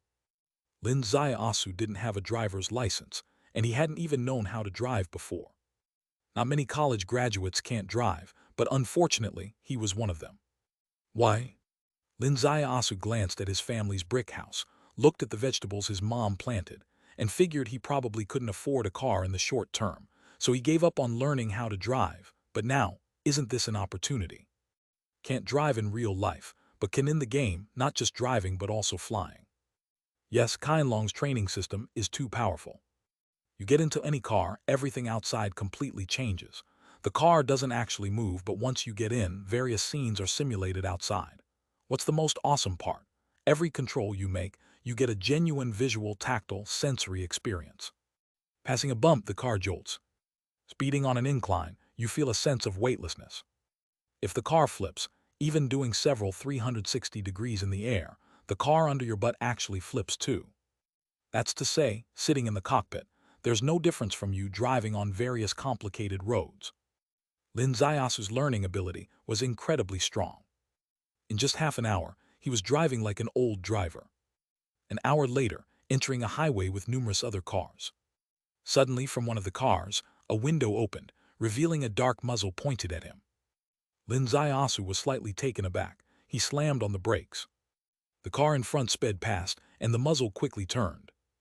Lin Zaiasu's hand extended, and the pistol fell into his palm. The window rolled down, and fierce wind hit his face. Swish. With a shot, it hit the opponent's head squarely. Their car spun out of control and crashed into a pile of cars. Ahead of him, countless vehicles collided in a chain reaction, just like a real highway scenario. Lin Zaiasu seized the moment, calculated the gap, and accelerated under the flying cars. In an almost impossible condition, he dodged 7 or 8 vehicles' impacts, swiftly accelerating away on the highway. Brilliant, In the small courtyard, Chang Yi clapped in admiration. Once again, the scene caught her eye. In fact, all of Lin Zaiasu's training was under her control. His injuries included. She didn't heal his injuries because the injury was also part of the training. Everyone must have their own personal experiences to truly develop. The first day, the second day, the third day. Over 7 consecutive days, Lin Zaiasu adapted to various types of transport including cars, supercars, airplanes, and even the latest models of various conveyances. He drove through city bustles and wilderness, sped with boats over seas, and flew planes in the blue sky, encountering enemies ranging from individual soldiers to squads, enemy tanks, ships. The weapon systems he used had already reached the level of missiles. Lin Zaiasu himself felt nothing much. It was just like playing a game. Yet on the outside, Chang Yi and Agent 88 were sweating profusely. 88, how long did it take you to reach his level? Chang Yi asked a probing question. There's something quite depressing. I don't know if it's embarrassing to say. Agent 88 said, actually, my current level hasn't reached his, so it's meaningless to talk about how long it took me. In just 7 days, he reached a height that others couldn't in 7 months. Chang Yi exhaled lightly. I really can't understand, with his kind of comprehension, this kind of learning ability, why did he fail his first civil service exam? Indeed, with his learning ability, it's possible for him to score full marks in the civil service written test. Maybe it's still about interests and hobbies. He's naturally inclined to like high-intensity physical sports and lacks interest in dry book knowledge. However, in the following days, Lin Zaiasu overturned Agent 88's prediction once again. He entered the library next. He began to demonstrate a strong interest and fondness for book knowledge. The library was also categorized and even had assistants, albeit virtual ones. Press a button, and a holographic projection of the assistant appeared out of thin air. Whatever type of book you needed, she would pull up related books, available in both electronic and physical forms. For physical books, Lin Zaiasu's fingers were as quick as lightning, flipping through pages, a 300-page thick and utterly dry genetic principle in just half an hour. Then he switched to the next book, an even drier medical encyclopedia. Chang Yi and Agent 88 exchanged looks. What does this mean? You say he's interested, but he clearly didn't read closely. You say he's uninterested, then why would he flip through one book after another? I suspect he memorized them, Chang Yi said. Learn genetic principle in just half an hour. Sounds mythical, Agent 88 remarked. It's undeniable. There might also be some mysterious gene that can unlock the mysterious doors of the brain. The brain is the most mysterious area of the human body. Even the most advanced human brain of our time, Kelson, has developed only 18% of its capacity. He once asserted that if human brain development reached 20%, there will be incredible phenomena. Agent 88 gazed at the sky at a 45-degree angle. If his brain has really developed to 20%, maybe he indeed needs to change his path. Yes, among Qianlong, we are not short of special forces soldiers. Any type of special forces soldier is not lacking, but we do lack real, genius-level R&D personnel, and those researchers and developers are the real key forces that can drive human progress with their own might. Nobody knew that Lin Zaiasu's speed of reading physical books was just the limit of his fingers, not his reading comprehension. His fingers could only flip books that fast. What else could he do? Reading electronic books was different. He put on a pair of glasses. The assistant set the screen scrolling speed to the highest. Normal people would see the words flowing like water, unable to discern a single letter. But for Lin Zaiasu, it still felt too slow. With the high-intensity training in recent times, his heavenly Tao wisdom eye and human Tao orchid heart had entered a new stage. The assistant wasn't human and lacked human astonishment. Of course, she wasn't going to snitch either. Another 7 days passed. Lin Zaiasu, like the laziest trainee, spent all 7 days in the library. But if you summed up his achievements over these 7 days, you'd be astounded. He learned 7 languages, each fluently and proficiently, essential skills for espionage. He learned genetic principle, genetic conception, medical encyclopedia, profound emperor's inner scripture. In the most cutting-edge field of genetic theory, he already had his own understanding and perceptions. He deeply reflected. Initially, when he obtained human Tao orchid heart, he undervalued this skill, feeling that it wasn't as practical as heavenly Tao wisdom eye. But now, looking back, How could human Tao Orchid Heart be comparable to heavenly Tao Wisdom I? With human Tao Orchid Heart, his learning speed and comprehension improved thousands of times. Including his body of knowledge, his worldview, and his perspective on the world, all were completely transformed. He was particularly interested in espionage-related knowledge. Just then, when he had learned most of the other necessary knowledge, he leisurely read a book about espionage. The tea had gone cold, and amid the wafting music, he seemed to enter a vivid world of espionage. The book in his hands used pseudonyms. The locations were also pseudonyms. But he knew everything recorded in this book were real events. There was an espionage member who, for his country's cause, personally killed his wife. There was an undercover agent who saw his son being decapitated and raised his arms in cheer. A researcher, in order to mislead the enemy country, implemented the Trojan Horse Project, murdered his supervisor, fled to the enemy country, and brought a load of top-secret materials, all of which were real. But these materials harbored a most sinister purpose, leading the enemy country down a misleading path, thereby gaining precious window of time for Daxia country. The most promising genetic master traveled across oceans to Luoba State, infiltrated the infamous Luoba branch of Nine-Headed Snake, killed the Nine-Headed Snake's Begu King, and after being so severely injured that his body suffered crushing fractures, he was rescued by his teammates and reconstructed with liquid metal, thus became a legend. Any thoughts? A voice from behind him asked, accompanied by a faint fragrance.